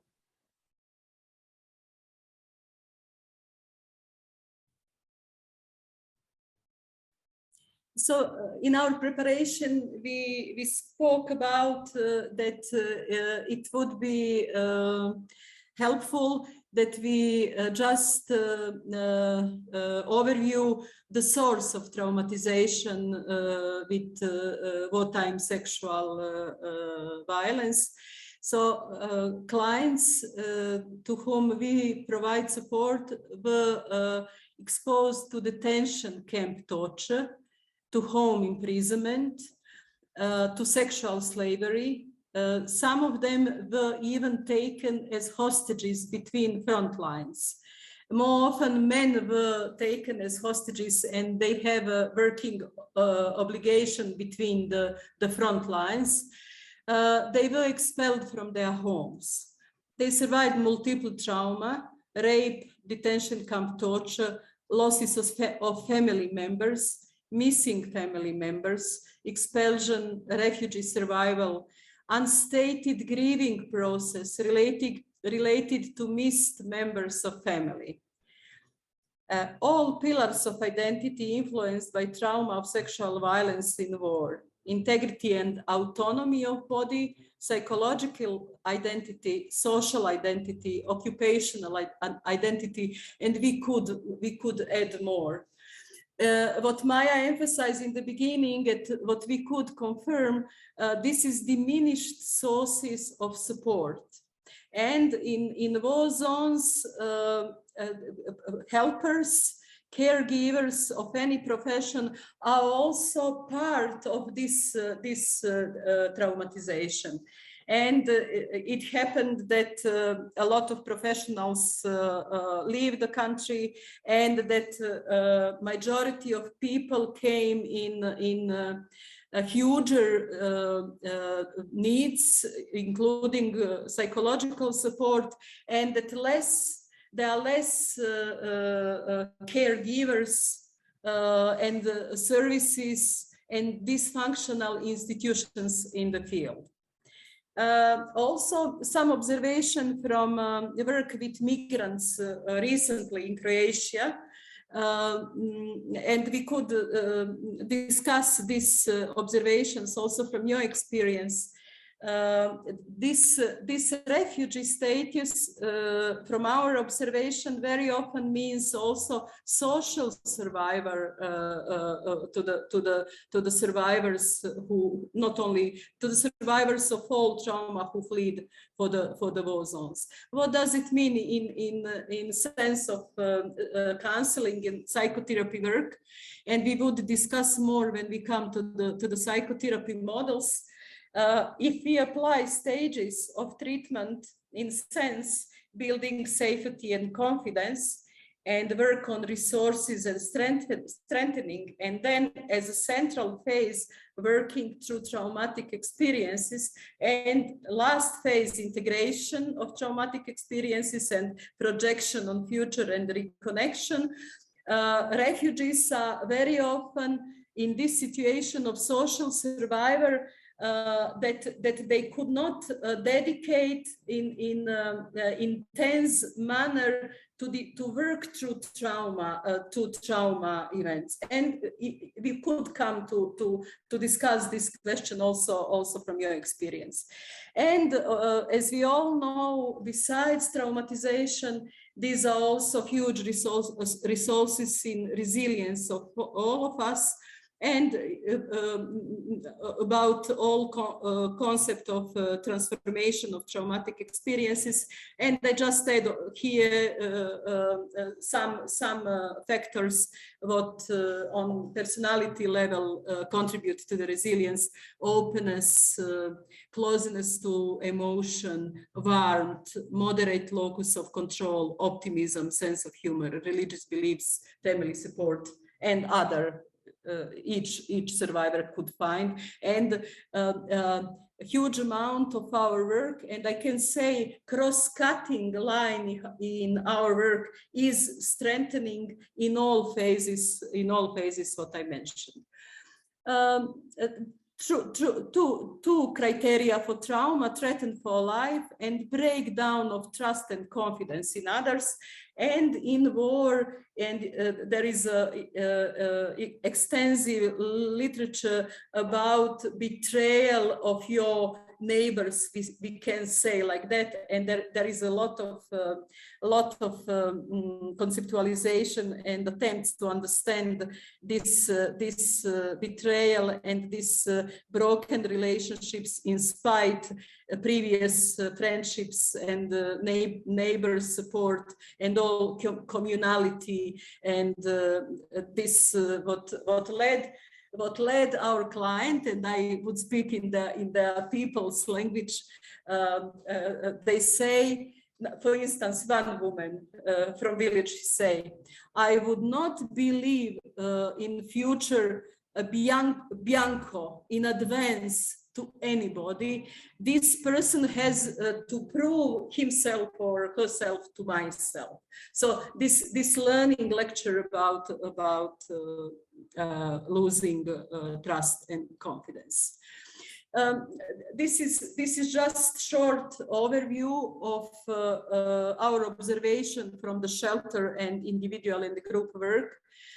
Short-term consequences: shock and withdrawal, state of being frozen, panic and confusion, intrusive experiences of details of rape, repetitive flashbacks, sleep disorders, nightmares, high arousal, inappropriate steadiness or rationality, feeling guilty and ashamed, feeling dirty, obsessive washing, fear of sexuality transmitted diseases, physical injuries, amenorrhea lasting from a few months to more than 1 year and wasn't caused by pregnancy.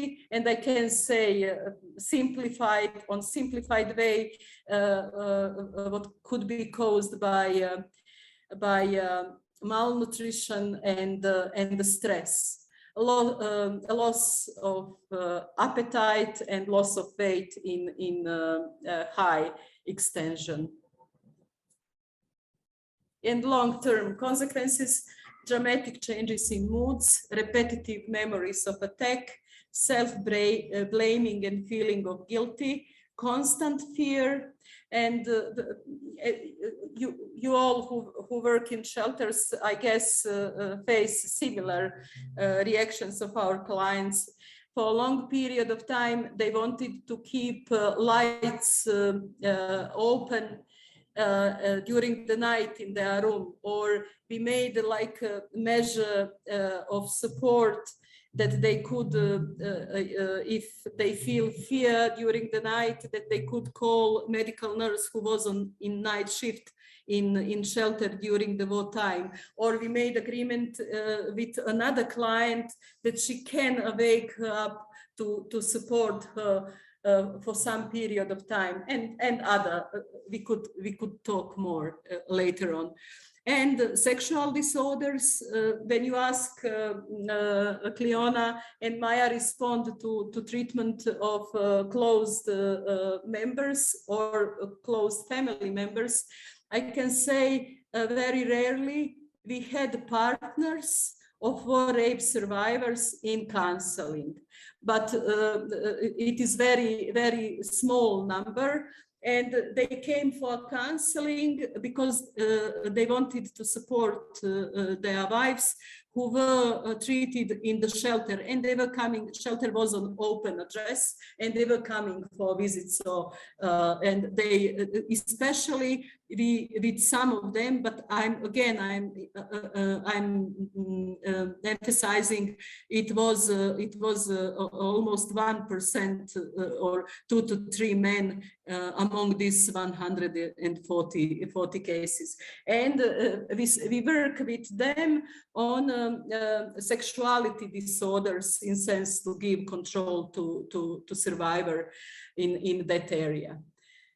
And you ask how complex states shift from acute phase. What we observe, it is in some cases they may shift to phobic fears. Fear of uniform, fear of men bared, fear of getting to open space, fear of dark, and we have all these fears and work on it in shelter. And also we develop support either from staff member, either from another client, again on a short period of time, for instance, to support women to get outside of shelter, and all these measures what you also apply. These are typical trauma reactions, and they would be as educational material, but I would not detailedly pass on it now. We would come to some points and to fit in attempt to fit to our time. As you know, the victim survivors often avoid the spot of traumatic event. Because of that, our clients were hesitant to visit their places of origin, even when they were able after the war. And war rape survivors are very hesitant to return to the places of their living from before the war. And even some initiatives in Germany and some international community representatives in Bosnia and Herzegovina tried to extend this right that allowed the longer stay because of this special vulnerability. And if it would be of interest, we can come to the cases cases of re-traumatization, when women return to the places of origin and start to work on their previous working place, and in 15 years, 3 to 4 times they compensate because of re-traumatization, dealing with this encountering the same environment, the same triggers in the place where she was raped. And this is something what we all know who works with trauma: avoid conversation about traumatic event, avoid persons connected with traumatic events, avoid new activities, developing feeling of lack of perspective. This is also important, and our clients in psychoeducation also start to think about these consequences. Psychological trauma effects, beside physical, sexual, psychological, and social integrity of victim or survivor, physical and processed psychological boundaries, feeling of safety, predictability of events in our life, feeling of control over own life, feeling of trust and confidence in other persons.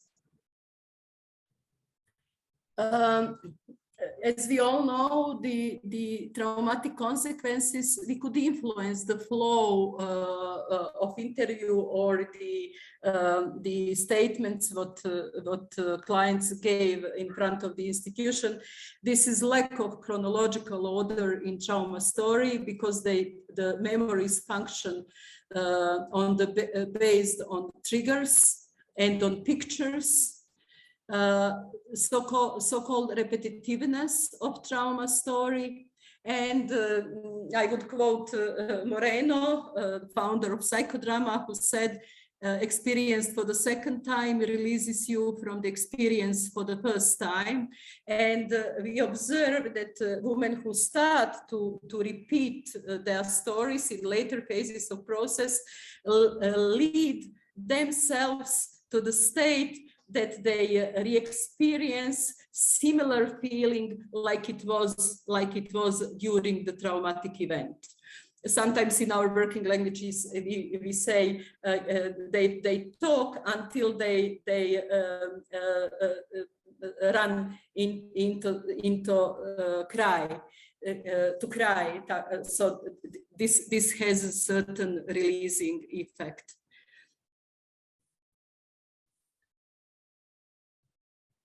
So some presentation of intensity of stress in function of time. So one-way trauma has the tendency that how time passed, the intensity of stress diminished. Multiple trauma, and here belongs domestic violence also, and multiple traumatization during the war has a constant high intensity of stress. Torture has this function stable and low, and how time goes higher and constant.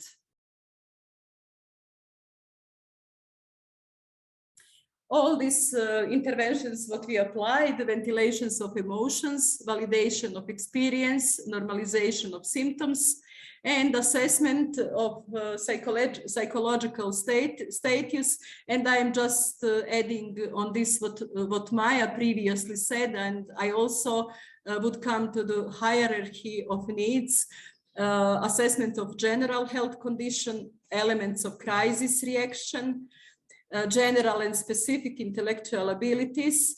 And in shelter, I would just add, we decided not to make assessment or to apply the, cognitive tests or personality instruments in first 15 days or first month of stay, or we apply this on purpose later on for some assessment on medical commission or differently. Intensity of traumatic reactions and presence of post-traumatic stress disorder symptoms, presence of psychiatric disorders. And just to illustrate what Maja said, treatment according to hierarchy of needs, I could say, and we can all joke, yes, Maslow's theory of hierarchy of needs function in war. So we can say that our concern is physical health and establishing physical safety and daily routine, stabilization of physiological function, sleeping and eating, building relationship of safety and confidence with survivor, and then detailed psychological assessment. And our aim in trauma therapy, first aim is first psychological stabilization, what includes reduction of trauma symptoms, I can say, or symptoms of post-traumatic stress disorders or other symptoms connected with other states and disorder. And these phases here are also phases what Judith Lewis Herman recommends in her book Trauma and Recovery.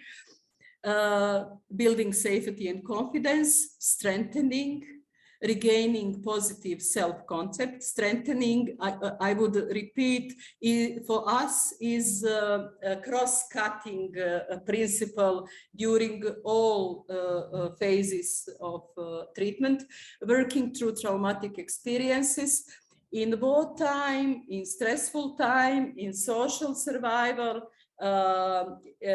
There is no huge capacity of survivors to really work through details of traumatic experience.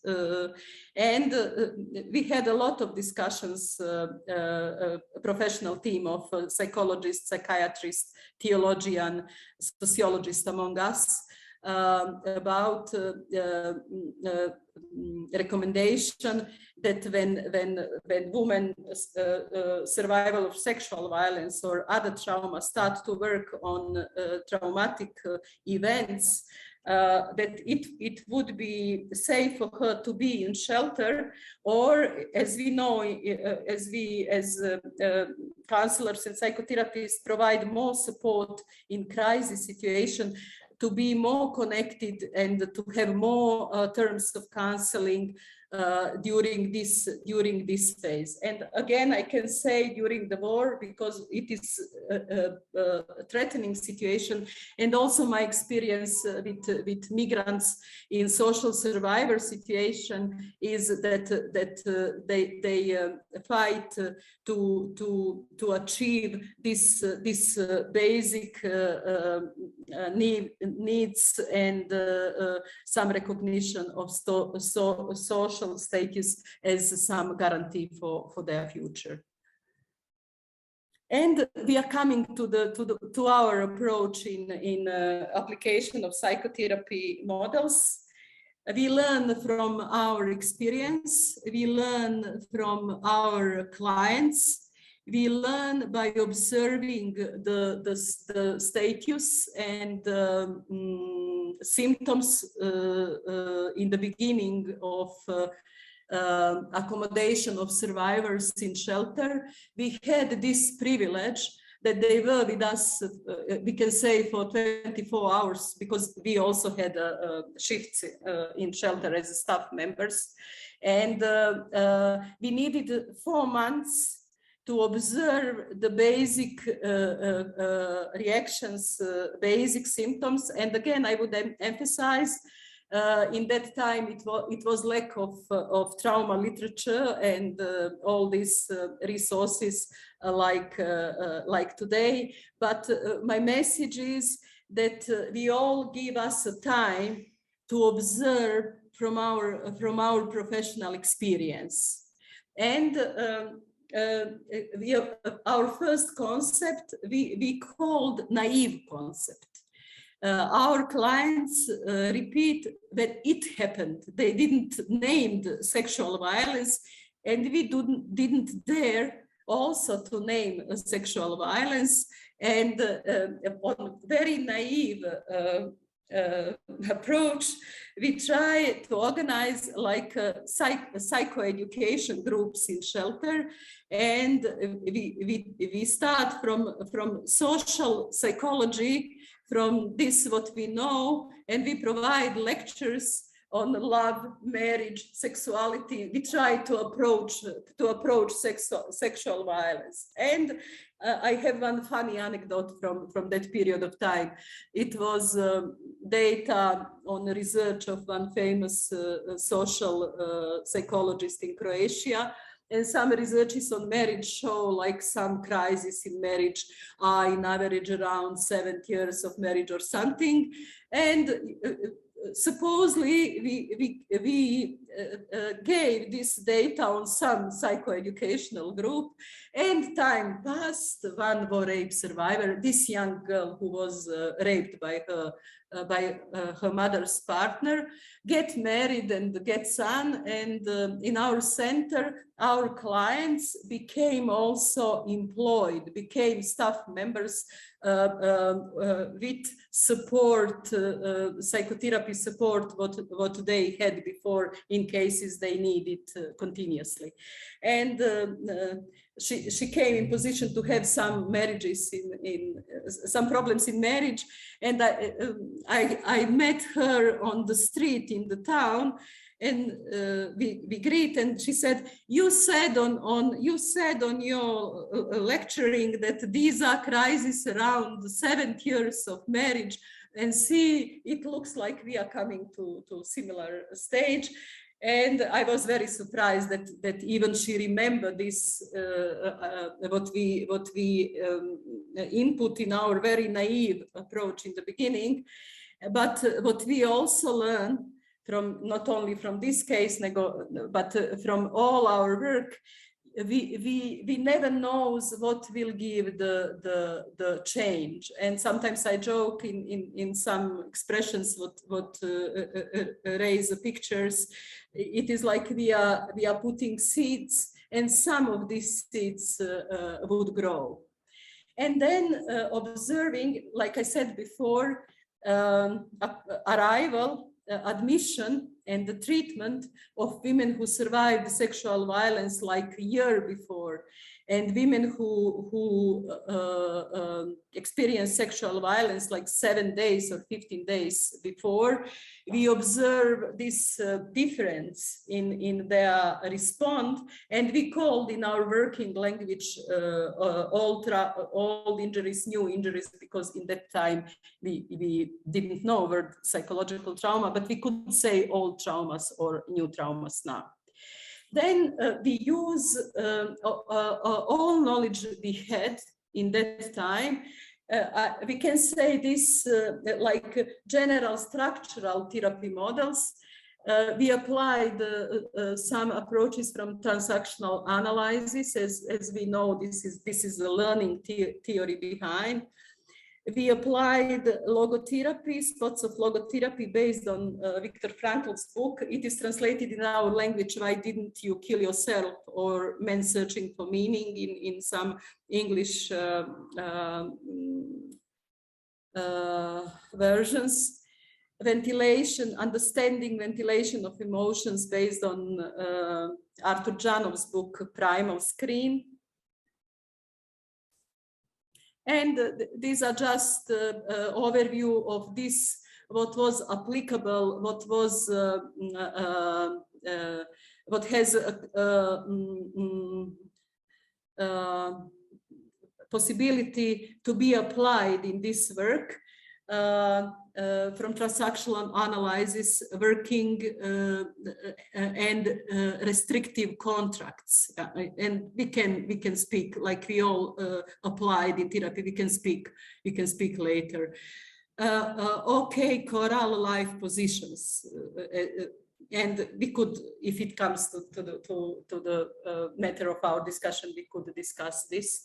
Time structuring adapted in the terms of communication, and meta model about communication, neuro-linguistic model, because in the beginnings we learned spots of this in our transactional analysis training. And I guess that we are coming to the same terms. We also apply the psychotherapy based on Ellen Bass and Laura Davis' book, Courage to Heal. And before this, we also, as I said, applied Frankl's book, Why Didn't You Kill Yourself? So this is literature what show survival in concentration camps.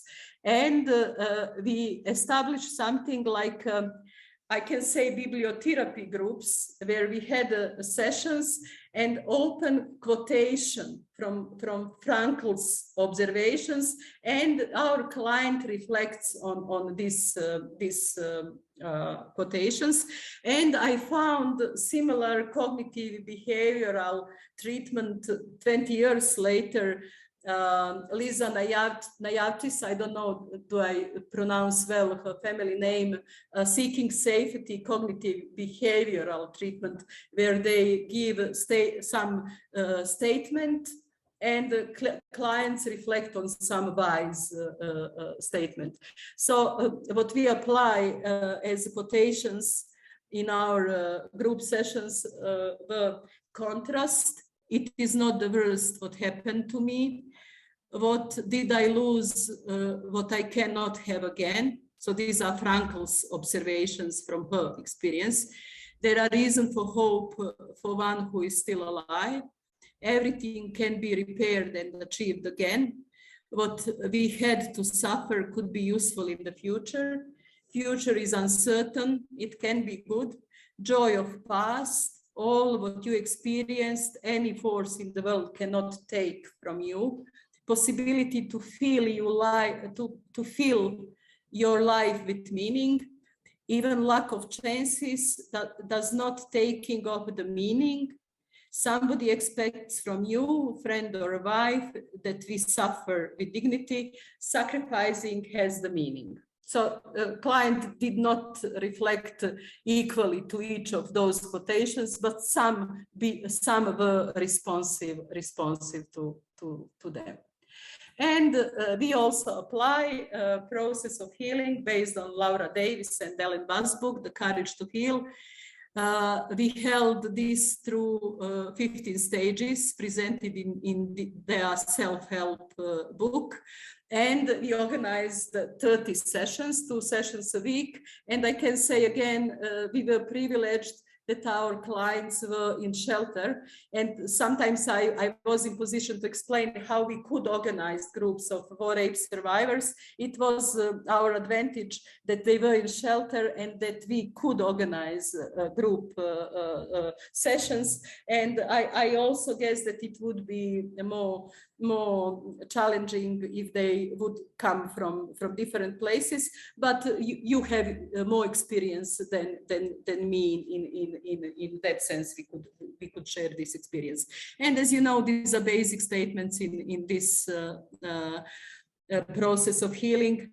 Don't give up. Process of healing is lasting for a certain time. Healing is not any coincidental process. It has its recognizable phases. All survivors are passing through. These phases are overlapping. And then all these phases, we dedicate two sessions to work through these phases. The decision to heal, the confusion when you start to confront with your own remembrances, remembering, believing it happened, breaking the silence, this healing power when you speak up your truth to one person of confidence, understanding that it wasn't your fault, trusting yourself, your senses, your feeling, your body, pain and sadness. Again, I would speak with simple language of our clients in Bosnia. They say, I would like to be the same person like I was before the war, and I would like to laugh without any worry. And it leads us to the phase of grieving, like one of the phases in trauma recovery process, where we had to grieve because of our past self or our past life. And anger, the backbone of healing. I think that all our clients love this too, especially anger, the backbone of healing. This permission in counseling and psychotherapy therapy process that they could express their anger, and forgiveness, like our clients said in a documentary. Forgiveness of the perpetrator is not an essential part of the healing process, although it tends to be the one most recommended. The only essential forgiveness is for yourself. Faith and spiritual support, we were open to different religious support. We had theologian among the professional team. And even in psychological findings, we wrote that we refer client to the theologian because of losses of close members of the family and grieving process, also to support especially women who are religious. And we also could speak more about, and resolution and moving on. I just said, and this is also told in documentary, interconnection between the war, rape, and domestic violence, unresolved and unhealed war trauma contributes to the prevalence of domestic violence. Lack of rehabilitation programs, transgenerational transmission of war trauma, emotions learned by modeling after parents, maladaptive family trauma models, impulsive and aggressive reactions of husbands, combat veterans, released prisoners, alcohol and drug abuse.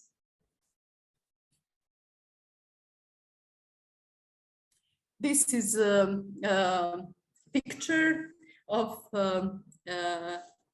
garden in house of women's group Sunshine in Croatian city Vukovar, who established their own civil society organization, rent the house, and how process of trauma recovery were growing. They start to build the garden in this broken yard and close to these broken houses. And symbolically, for me, this growth of this garden also show their growth and recovery. We work in methods of psychodrama. This is methods with small stones, so-called small stage. We work with symbols, and women pick the symbol for some parts of her emotions, or when we work through relationships for family members or friends, or what she would like to present. A small stage is less invasive than big psychodrama stage, and this give more control over the experience. We do not develop violence scenes either in big psychodrama scene, big bina, either in small bina. We work through relationships, and control over the experience is given on the way that women put finger on the symbol, and if we make dialogue, she spoke from one symbol to another, one role to another. One exercise what we apply in stage of work with resources. We call this strength resources, and this small scene show respond of client on instruction to present by symbols on which her characteristics on which people from her environment and on which her values she relate to. And just to illustrate this, clients show one symbol is for experience, the other is stubbornness, the other is to be persistent, the other is tolerance, and she joked with this small round, like my tolerance escaped from me. This is a symbol for sister, for partner, and still this arrows show and her position, I'm alone against everybody. I'm standing alone against everybody. And one exercise dedicated to integration of the traumatic experience, so-called river of life. We call this collage in Croatian language, patchwork, we can say. So less invasive technique, where women take from newspapers some pictures and put as a symbol for their past, for the war, because when we are working on the war experiences, but it could be like traumatic event, or it could be without this spot, presence and the future. And each women in group give these symbols for this part and present this. So integration of trauma experiences also means integration of our past traumatic events, present and future. Criteria for trauma resolution in psychological sense, and I would again anecdotally come to the point of one client as introduction to this criteria. She said, somebody told me a good afternoon and I spill out all my trauma story. So for us who are working with trauma consequences, it is reasonable, understandable reaction. And some difference is shown by this criteria for trauma resolution. Psychological symptoms are in range in which person could cope with them. Person is able to bear feelings connected with the traumatic memories. Person has power over her memories. He or she can choose to remember or to leave memories aside. Traumatic memory has a form of coherent story connected with meaning. Re-established self-esteem affected by trauma, re-established relationships with significant others, reconstructed system of meaning and beliefs which integrates trauma story. Basic values, all what we applied, humanistic and feministic values, but we add in our professional team in shelter in Bosnia and Herzegovina, one, every sincere human engagement has its therapeutical value.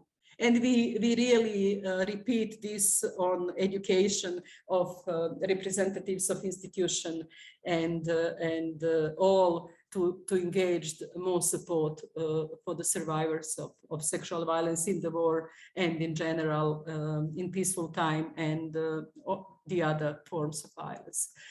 This is diagram which present the attitude of caregivers. Instead of empathic attitude, if we try to more protect ourselves, we apply these models. We could discuss more later on if we would have time and if it would come to this point. And just we are close to the end of this presentation. Some points on law matters and some improvements in recognition of the status of civilian victims of the war for war rape survivors in our region. risks for witnessing. This is prepared just for presentation in contacts with the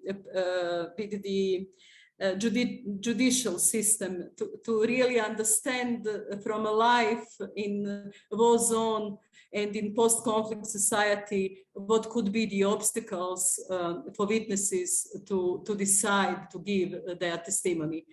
Fear of attack of perpetrator, and this is real fear, and survivors in Bosnia and Herzegovina will tell, and they are repeating constantly, perpetrators are walking in our streets freely, or women's organizations are pointing. These perpetrators are today on powerful positions in governments and in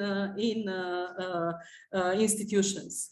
So this is reality. This is not only perception of fear.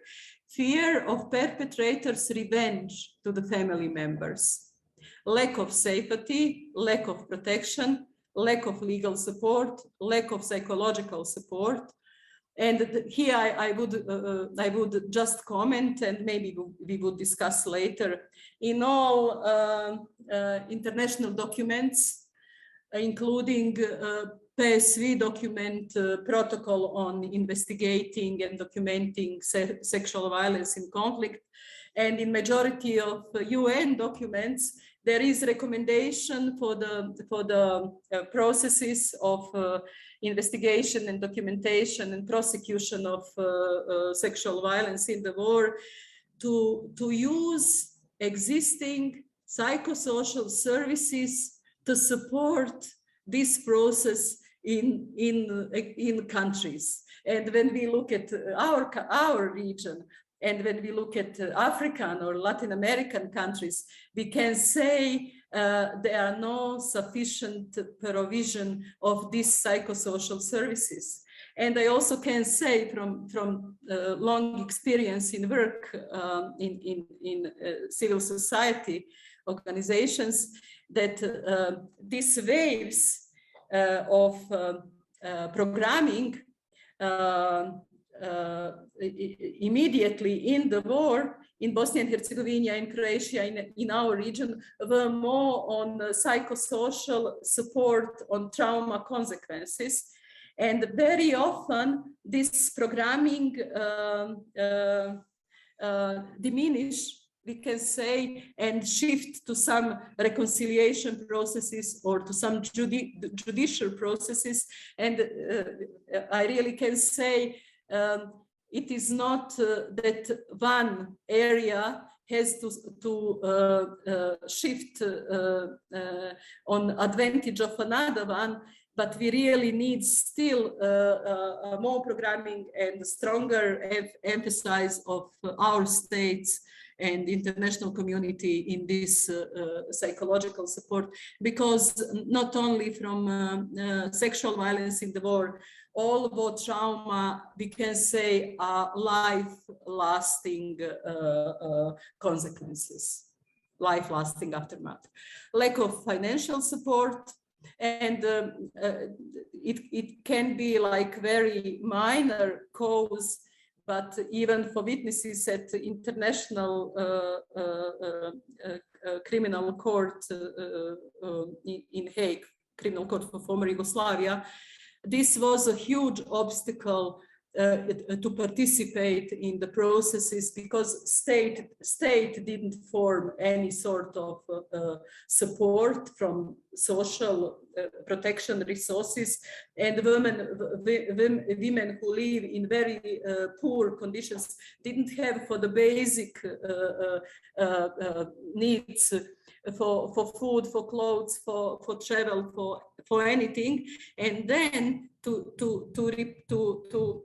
bridge this lack and lack of support, some women individually engage to collect financial support to the witnesses, and all these problems. And it fits very well to what Maja in introduction described, that all this we can say manifest support, emphasizing the numbers and victimization of state didn't result with development of concrete, tangible support to the survivors of rape and other survivors of trauma. It was due to an engagement in emergency situation of international community.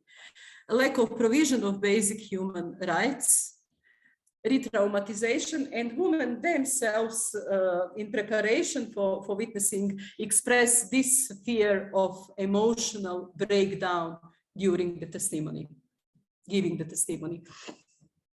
We had the experience in collaboration with preparing witnesses to give testimony before the International Tribunal for former Yugoslavia in Den Haag.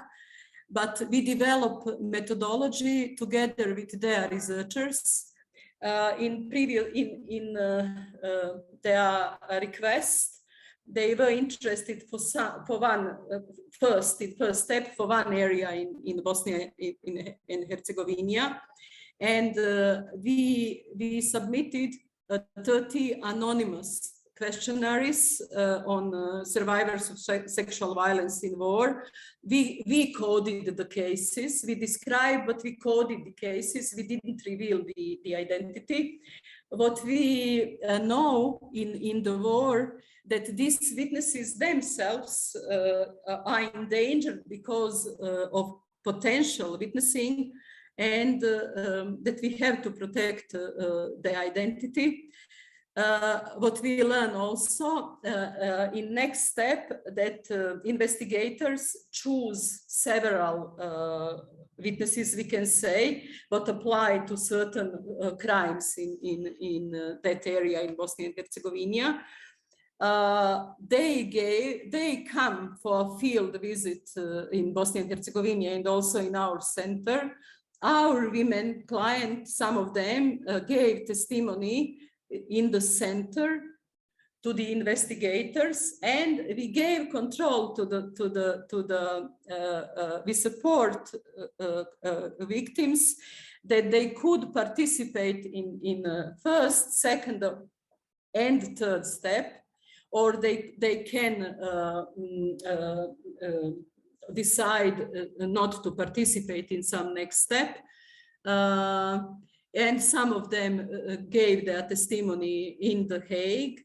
We learned from the protection measures on the ICTY that they were appropriate and supportive to the clients, and information process and documentary about support and security during the testimony in The Hague, and the medical checks and the financial contribution in sense of per diems and all this care. They were very, very, very satisfied.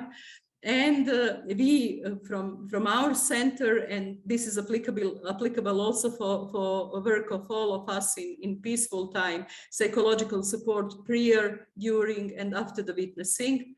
And in Croatia and in Bosnia and Herzegovina, and I guess in other countries, it also drive to the development of witnesses support network, where NGOs mainly support the witnesses at the courts. What was important is data protection. We first approach anonymously. In education also we profiled the cases. Strong policy with media involvement because of their security, especially in the wartime. We had a lot of fights with journalists, and also in the same time journalists gave a huge contribution in disclosing war crimes in Bosnia and Herzegovina and war rapes in Bosnia and Herzegovina also. But as they are searching for story of war rape survivors, and like Maja said in the beginning, the most extreme, the most dramatic story, we very early made so-called platform for journalists, where we ask of all these journalists' visits to sign the statement about anonymity of clients, not only in sense of their identity, but also of trauma story, because our countries are small, and women who were together in concentration camps and in the small community, they recognized by experience each other.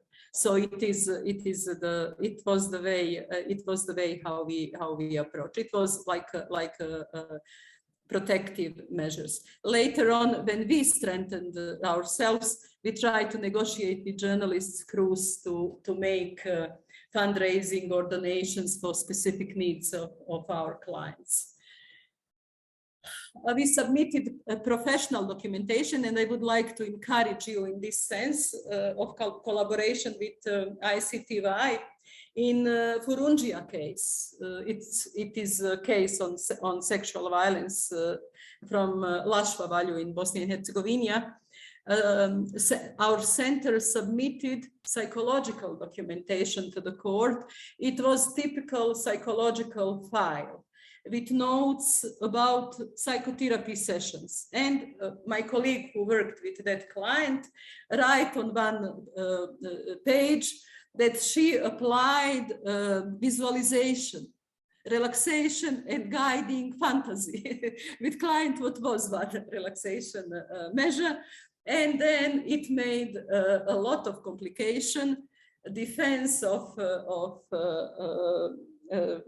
perpetrator make remarks that it was induced during hypnosis that this woman construct this sexual violence episode, but we get a positive evaluation on this documentation in sense that it wasn't so-called paralegal documentation, it wasn't done on purpose, it was professional documentation, and it could be useful. So before last pages, I also would encourage you that from our professions, I mean counseling, psychotherapy professions, all notes what we make and what we heard, although this is not investigation, we are directed to other areas than facts of the crime. It could be also useful, and it's worth to document immediately on the methods and techniques what we usually apply. Plus, it would be also a recommendation from today, and you already apply, and you heard if you was in position that you need to so-called PSV protocol on researching and documenting sexual violence in conflict adopted in London 2014. And in domestic courts, NGOs organize psychological and legal support to the witnesses, sometimes gave professional expertise, emotional support at the court. And also we have a cooperation when women from Bosnia and Herzegovina go to Serbia to give testimony at the courts. Serbian NGOs, Women in Black especially, support them on courts, and all solidarity. What is some important resources from the war remain in our interconnections still. And we are close to the end of this presentation, and I hope that we would have enough time for comments and the questions and sharing the experience. Just to point, and I already said a bit, but legacy of our region is visible in recognition of survivors of sexual violence in the war as civilian victims of the war, within the laws on social protection in Bosnia and Herzegovina in 2006 and Kosovo in 2013. Like I said, they were not recognized in previous legislation. Comparing with Croatia, who adopted the lex specialis, the special law on rights of victims of sexual violence in the war in 2015, we started campaign for dignity of survivors, and young director Jasmila Žbanić, who provide film as a tool because of our collaboration on the script of the film. She joked like we have 6 months until this interest will be present for the film, and if we would like to have changes, we need to do it now. And everybody wanted to be part of success in that time, and part of the success of the film Grbavica in that time. And the only what we could do in that period of time was to suggest amendment on recognition of special status of victims of sexual violence in the war, to add them some wide range of social rights, and also 70% of war veterans' pension as compensation. Yeah. So it was adopted in July 2006 in Bosnia and Herzegovina, and still in Croatia and in Bosnia and Herzegovina, these are a lot of discussion and spots for improvement in these proceedings in establishing the status.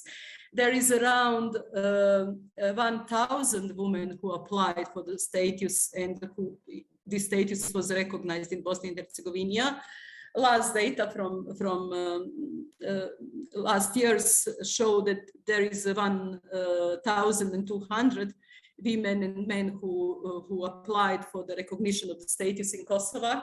And again, to Maja's comment on numbers and estimates, one study on patterns of sexual violence in the war in Croatia, run by Department for Sociology and UNDP in Croatia in 2013-14, show estimates in Croatia around 2,200 up to 3,500 survivors of sexual violence in the war, and very experienced lawyers in the Ministry of War Veterans, which ministry is in charge for the establishment of the status of victims of the war, survivors of sexual violence in the war. They estimate around 300 survivors who would apply, and they said from their experience they would apply immediately in first years. And really, it happened like that until I was a member of this committee. We had in 4 months 137 applications, and we really try to put a law in its implementation, and some recommendations in Croatia of some prominent professors of law at University in Zagreb were that just because 25 years after the war, this status wasn't recognized, it is a time that Croatia adopt a special law which provide a wide range of survivors' rights. And we also worked 6 women from different NGOs as members of the committee for preparation for drafting the law. And we had a lot of fight in this group, and we function as a small group which support each other. And at the first meeting, because we belong to different, I can say, political affiliations, we made agreement that we are all in the process much important than any of us. And then that we 6 would, as a small group beside big group, try to formulate the best solutions. And one was good for survivors of sexual violence in Croatia. Besides this monthly compensation, what is similar in Kosovo and in Bosnia, we had in Croatia one-way compensation. It is around 13,000 euros. It's not a real reparation, but it is a compensation for I cannot say for whole damage what they survive, but for this neglect in these years. And just one alternative model of transitional justice. In 2015 in Sarajevo, a symbol for victims of war, any sort of war violence, women's court, transitional women's court feministic approach to justice took place, where 36 witnesses gave public testimony on different forms of violence they survive in the war, including ethnic violence, military violence, later on economic violence in the post-socialistic transition in our region, and one panel on women's body as a battlefield, on 5 testimonies from our different countries on surviving sexual violence in the war. And I think that we are close to the end. Some important sources, because I'm not technically advanced. Maja helped before for some purposes with this list. And just we start from recommendations on reparations of General Secretary of UN from 2014. So this what we are speaking here, like reparation models, also fit and could be aftermath of this high-level policy. I mentioned several times, and this is the notice on last version of International Protocol on Documentation and Investigation of Sexual Violence in Conflict from 2017 on the websites of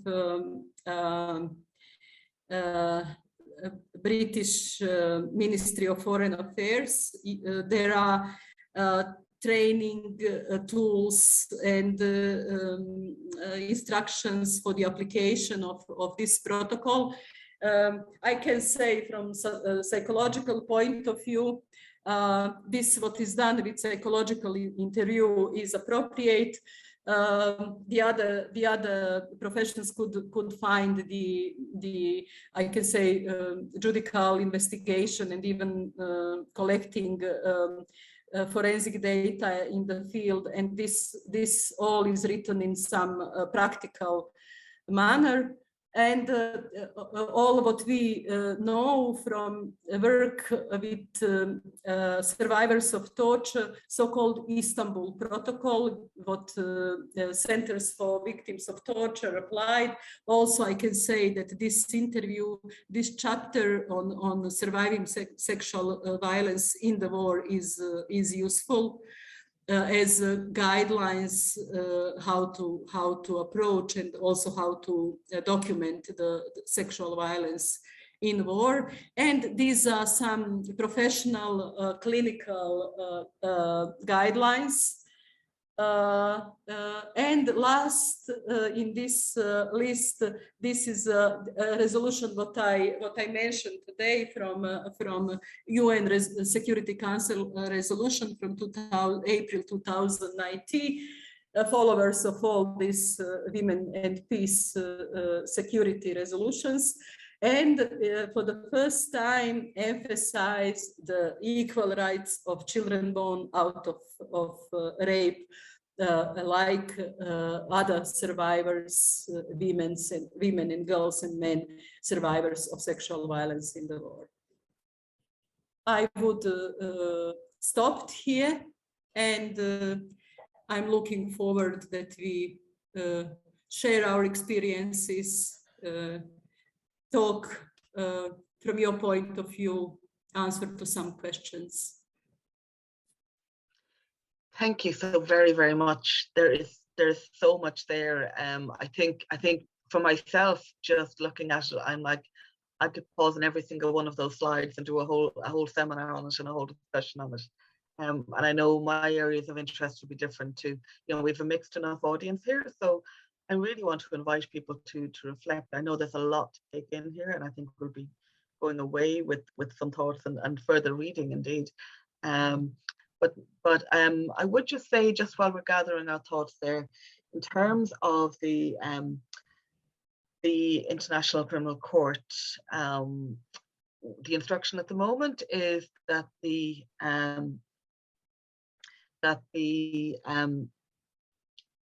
sorry, I'm just reading messages as well, double jobbing here, is to contact the Gardaí. It's the National Bureau of Criminal Investigation who's leading on taking the formal statements. But there is also, of course, as many of you will know, but for others in the audience here, there is court accompaniment, Garda and court accompaniment services available from rape crisis centres and other organisations such as 114 and for children ASSC. So if you get in touch with them, they'll be able to support you as well. Although we have to, of course, look at how this might be a specialised piece of work with the International Criminal Court. There's a number of messages coming in. There are some specific questions that came in. I suppose technical questions around group work. So I suppose one of the questions that the organisations will be looking at is, do we establish, do we focus on one-on-one or do we establish groups? When is it appropriate to establish groups, or is the group work supported with one-on-one work as well as the group work? Because it seems to me there's a resilience to be found in the collective experience.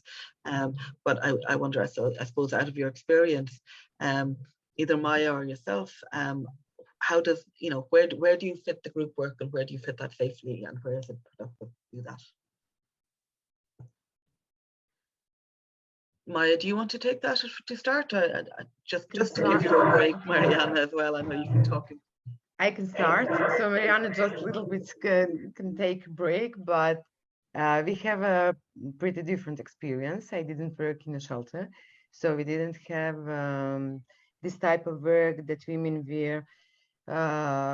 We have 3 houses at that time for accommodation and organized psychosocial work, but it wasn't only for women who survived different forms of sexual violence and rape. So actually, what was at that time Center for Women War Victims doing? We organized in refugee and displaced persons camps. We organized supporting groups. First of all, it started as a supporting group for any type of war experience trauma, and from after some time, and they start feeling more confidential, or feeling actually yes, and they start to believe us. We start having smaller groups and starting work with survivors of sexual violence. In other premises, in main offices in Zagreb, at that time, usually we had one-to-one. So actually the answer is, it depends on what we have or what possibilities we have. Even though in some cases they're especially or in some way specific, more complicated, then we usually recommend or try to organize also one-to-one psychotherapy. Even doesn't matter where the woman was, or in private accommodation, in organized accommodation like camps, or somewhere else. But actually the most important thing was at that time that we really try whatever we can do according to the situation where the women were. If they were part of the camp, then we organized mostly supporting groups, and from time to time psychological help and support, because the biggest part of these camps wasn't in Zagreb. They were in other towns all around Croatia in different places. So that's one of the position. It's different position from Medica Zenica from Bosnia and Herzegovina, because they have shelters, not one, few of them after time. So maybe it's also good that Marijana can answer this question. Maja, did you finish now? Yes. Yeah. Yeah, I just can add on this what Maja said from our experience. Yes, we combine individual and the group work, how it functioned in the shelter.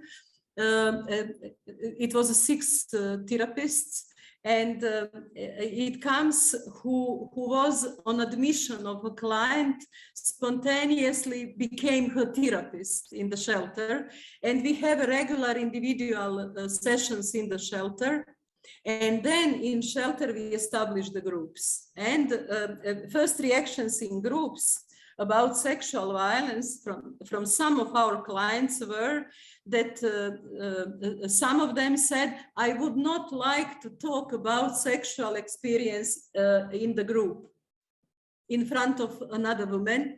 And then we learn from it. It's okay. And we continue individual therapy with clients. And that's why we develop more supportive psychotherapy groups. And even women gave permission to themselves to tell in the group, this is area in which I would not like to talk in the group. I would like to talk on this individually. Some women talk about sexual experience in the war in the group and other trauma. And we had different experiences in heterogeneity on groups, when we have different traumas. We have so-called trauma competition for hierarchy of trauma, and spontaneously women start to compare which trauma is harder, to lose members of the family or to be raped. And then we establish the principle there are no hierarchy of trauma, and all explanations that different traumatization influence differently each person, and it's very, very personal and subjective and all of this. So what we learn that heterogeneous groups in group dynamic are more challenging to facilitate. But as we all know from heterogeneity, from differences, we learn more.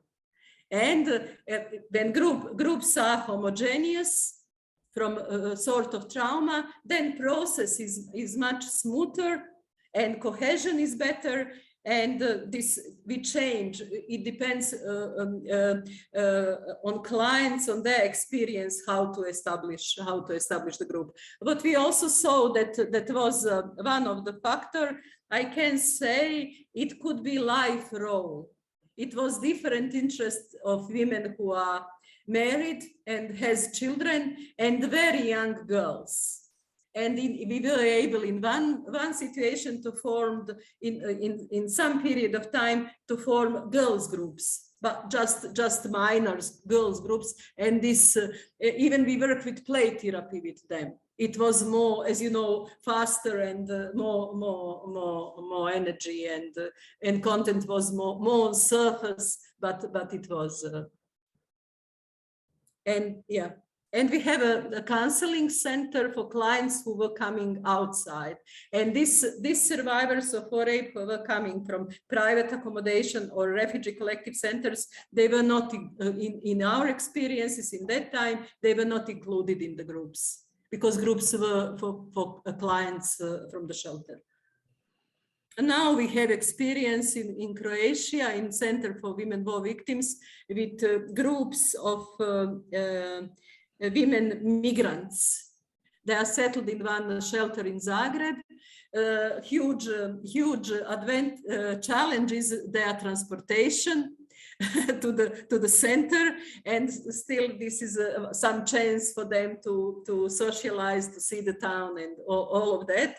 But some organizations then organize transport or voluntarily transport, and we establish open groups with different sort of trauma in the Center for Women Victims among refugee women, mainly from Middle East. They are not closed, they are not small therapy groups. And is there, within that, in terms of recent trauma, and as more time passes and as people find, as we've discussed before, the safety and the hierarchy of needs are taken care of, and they begin to address the trauma, is there a time at which opening up to a group, or where you would say it's a good time to start group? You talk about the group starting because they were in a refuge together, so I suppose they were building a relationship anyway in that space, were they? It looks, Maja described, and I supported her about this approach when we visited collective refugee centers. And still, like it was in Bosnia, and I suppose in war in Croatia, when Maja and colleagues supported refugee women in 90s here, still we have, for instance, when group of migrants come for a session, they are coming with children often. And as you know, all these vivid energy children are running and all of that. And we are joking, these are our children and all of that. They are coming with immediate needs. Complaints on food, complaints on approach of another caregivers in the shelter, complaints on the long proceedings in obtaining international protection, complaints on relationships with their family members. And still I miss in presentation, but I observed the same, like with refugees in shelter in Bosnia, this uncertainty about their family members in war zones. It would remain until, how can I say, they encounter again.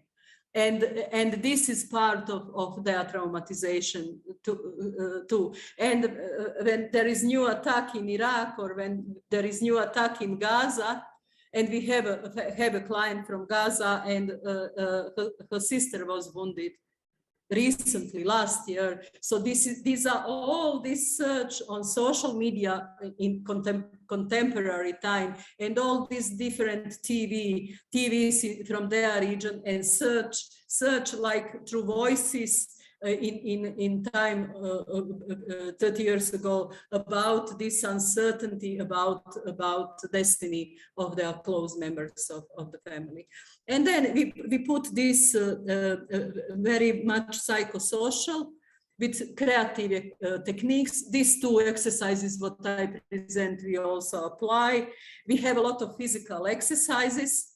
We combine on this way, I can say, strengthening more than work through trauma, and we also work individually with them. And we also provide psychological opinion for the recognition of their status of international protection as supporting document. That might be something we need to have to work on further here, just in terms of making sure that we all are clear about that part, that role that we play here. Can I take you to Mona's question, which Mona, you put up at the very start there. So this is, I'll just read it out. Based on your experience and now in hindsight, what one piece of advice would you give to therapists in Ireland who may be working with survivors from more recent conflicts? Yeah, like I emphasized in the presentation, I was thinking during the preparation about messages, what would be transferred to you. I can say to use existing knowledge, and not to be to think that your knowledge is scared and that is not sufficient enough. and to use your own observation and to learn about patterns from your clients and to give you time to observe the reactions, to observe the symptoms. And for me, these are like circles of knowledge. We use literature from Rape Crisis Center and from Duluth model in 90s. And we apply, as you see, literature applied on survivors of sexual violence in childhood to the survivors of sexual violence in the war. And it became applicable. So I can guess all this amount of knowledge you gain and the technical approach and your methods and exercises could be very useful and give you a chance simply to observe. And also you can observe, as you know, but I'm following this because our colleague from center, one of the founder of Medica Zenica, who is on this person in Bosnia and Herzegovina, Jasminka Džumpur, is appointed in the Security Council Commission for establishing the facts on war crimes and the violation of human rights in Ukraine. Today they are heading for their first field visit, and reports like this, what we heard about war rape, pattern of war rape, what happened. Still, we didn't heard about concentration camps. What doesn't mean that they do not exist. Imprisoning could be done in apartments, schools. Some consequences of imprisoning villagers in schools were that children later on avoid to attend the schools after the war. So it could be, we could hear more, we hear about some patterns. And to accept this, what we heard from clients and also from researchers, there is a report on Ukraine on sexual violence in Crimea from 2017. UNFPA made this report, UN Women Organization, UN Women, I think, or UNFPA for Ukraine. And this committee for Ukraine announced preliminary report on autumn this year, and final in May next year. So we would learn, and you would learn from the Ukrainian community. All I think in your work is similar, because you mentioned collaboration with Ukrainian community, and still I think that this is a way in outreach and the work with the community, some very empowering work for our clients, for your clients. Thank you. It's sobering, and I think what you've laid out for us is a little bit of a roadmap for the work we still need to do here. So there's a lot for us to do. Maja, do you want to follow that with your one thing that you would, in terms of advice for us? You're on mute at the moment. I was thinking from the beginning when I saw this question, like one piece, and I was like, oh, it's really hard to say like one piece what is important. But I think that basic principle or basic thing that I really want to share is that experience in working with sexual violence doesn't matter, is it war or peacetime, sexual violence is something that is really important in a way that all of us who are working in the field of gender-based violence, especially sexual violence, and seeing very, very clearly what the different types of prejudice and stereotypes about the topic of sexual violence is doing to the survivor, or how community or close person or judiciary system can do harm in a way of re-traumatization and secondary victimization and all the problems. I think that the basic thing is really up to our attitudes towards the problem of sexual violence. When we are very clear about it, when we are very settled or peaceful inside ourselves, because we are working in this field for so many years, I think that it's the maybe most important thing to start. Because when I'm thinking about all our different institutions or general public, and not only in Croatia, it's everywhere, about all these victim blaming attitudes that people are maybe not aware that they are transmitting or transferred to the survivor. Doesn't matter with all these questions. What did you do to try to escape, and how you protect yourself? Everything that can also be questioned to the person, to the woman who is in a situation of war, it wouldn't function.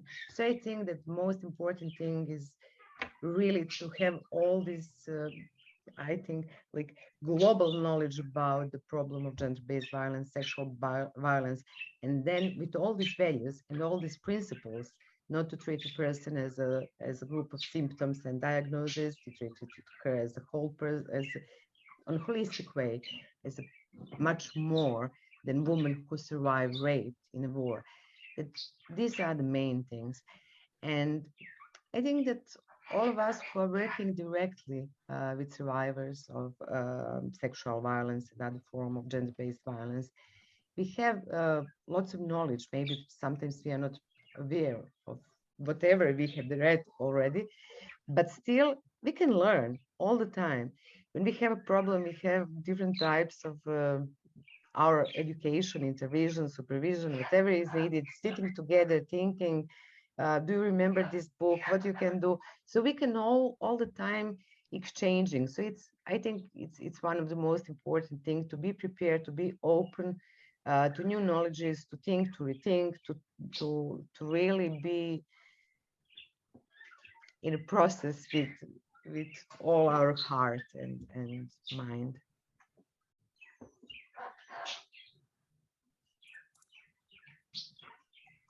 I think one of the things there, is there's a really strong message there of we have a lot of this knowledge, and trust our knowledge and use the skills that we have. And I think a really important message is that sexual violence, the fundamentals of sexual violence don't change. It is, it's utilized in a new and really brutal way, but it's the fundamentals, and we still need to be tackling those, because if you like, the sexual violence landscape continues before, during, and after.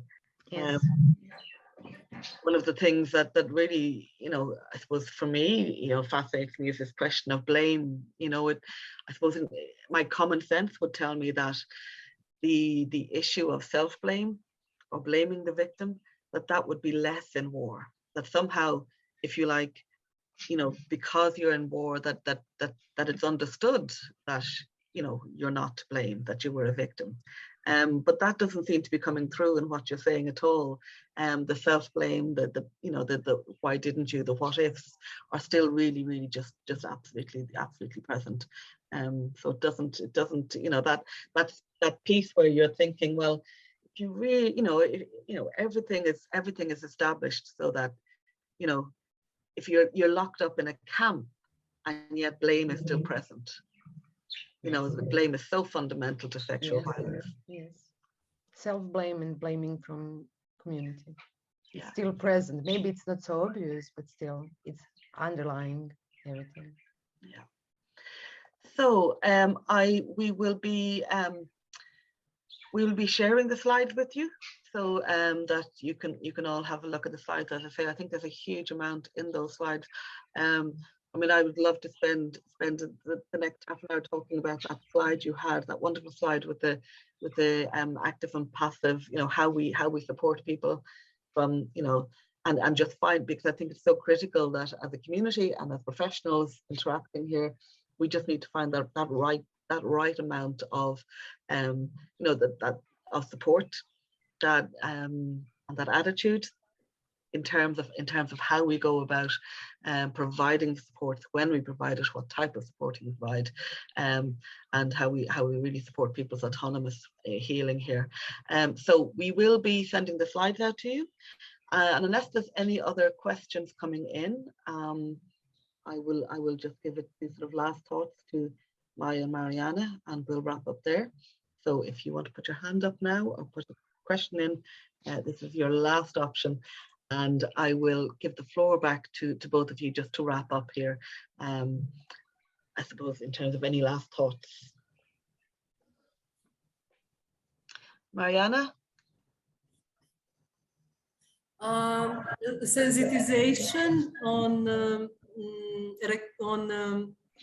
opening the topic of war rape in Bosnia also started from some women intellectuals and then from religious communities.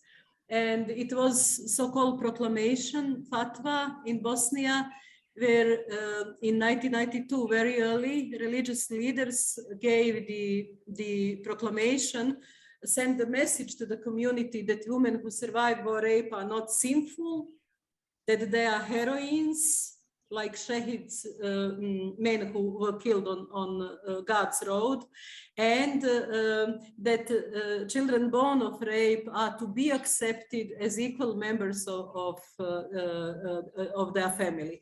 And it was very early in the war, and it didn't repeat later on. And we transmit this experience also to Kosovo and to some other Middle East countries. You know, this was helpful in the first time.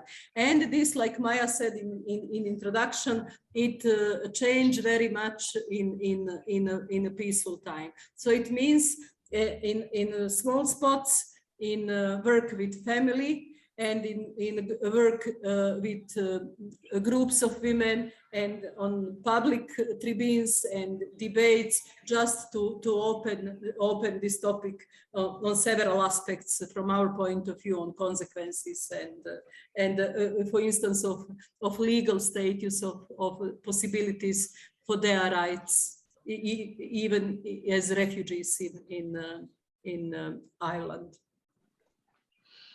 I have a question that's just come in from Dorothea. Are there any research studies about post-traumatic growth after war rape in Croatia and Bosnia-Herzegovina that you are aware of 30 years later? This, what I add to the slides, this is Tedeschi and Callahan, Trauma and Transformation, California Press in 2006.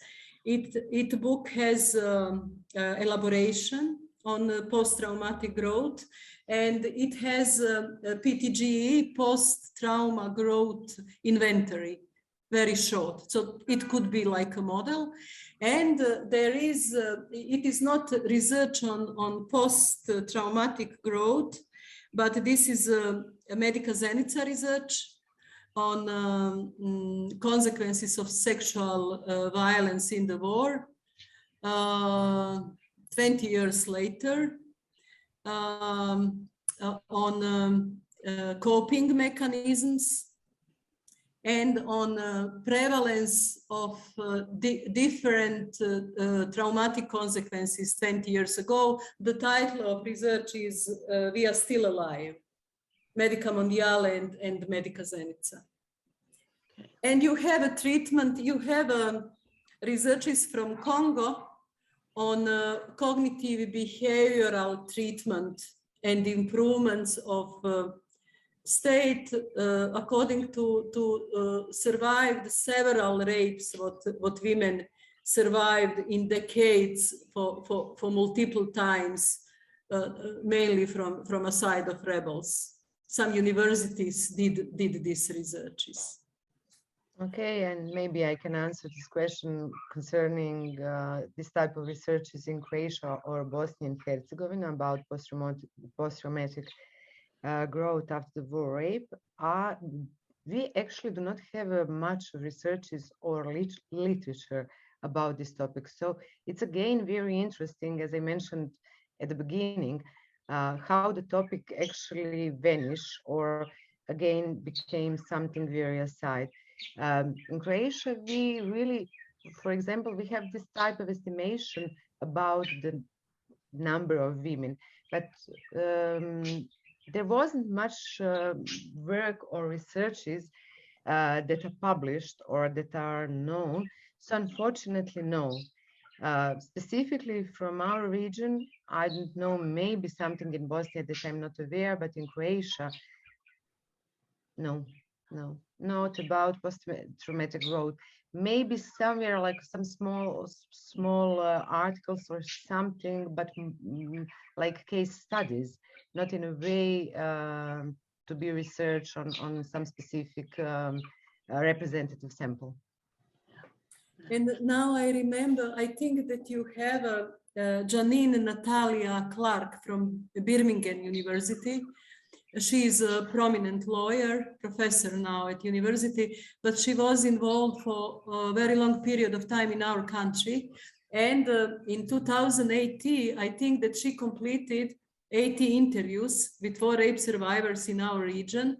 And that one aspect was also post-traumatic growth or recovery or coping mechanism, whatever it would be. So it is pretty recent.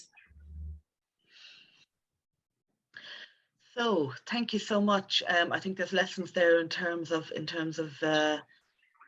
as you say, that the amnesia. I mean, I suppose the one we're in the middle of at the moment is just, you know, the are we post-COVID bit, and I know from, you know, that particular trauma and how quickly we've somehow put that in the behind, you know, behind us, and I think there's something. You know, I think it's something that we need to consciously think about, is what in terms of this type of the war and the trauma that the people arriving into Ireland now are experiencing, how we don't forget that, what we do hold on to, what we do continue to respond to and to support people with. And it's, as somebody said in the comments, we're really here. This is going to be a long journey, and this is the very start of that healing process. Maja, can I ask you? I suppose the question I was saying there, just in terms of wrapping up, any final words? I just like to thank you, to thank your organization, your network for inviting us. I really think our mutual cooperation that starts years ago in Belgrade is very important for all of us. It's really important to have each other, to share experience, to think together about possibilities and what all of us can do and how to improve situation concerning war, sexual violence, peacetime sexual violence, and really combating this problem.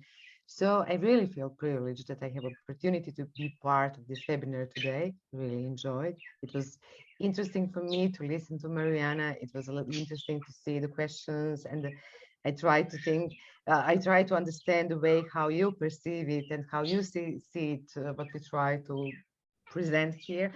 So thank you once again. I really hope that we will have opportunity to see each other also in maybe some different situation, but still with possibility to learn and share. Thank you.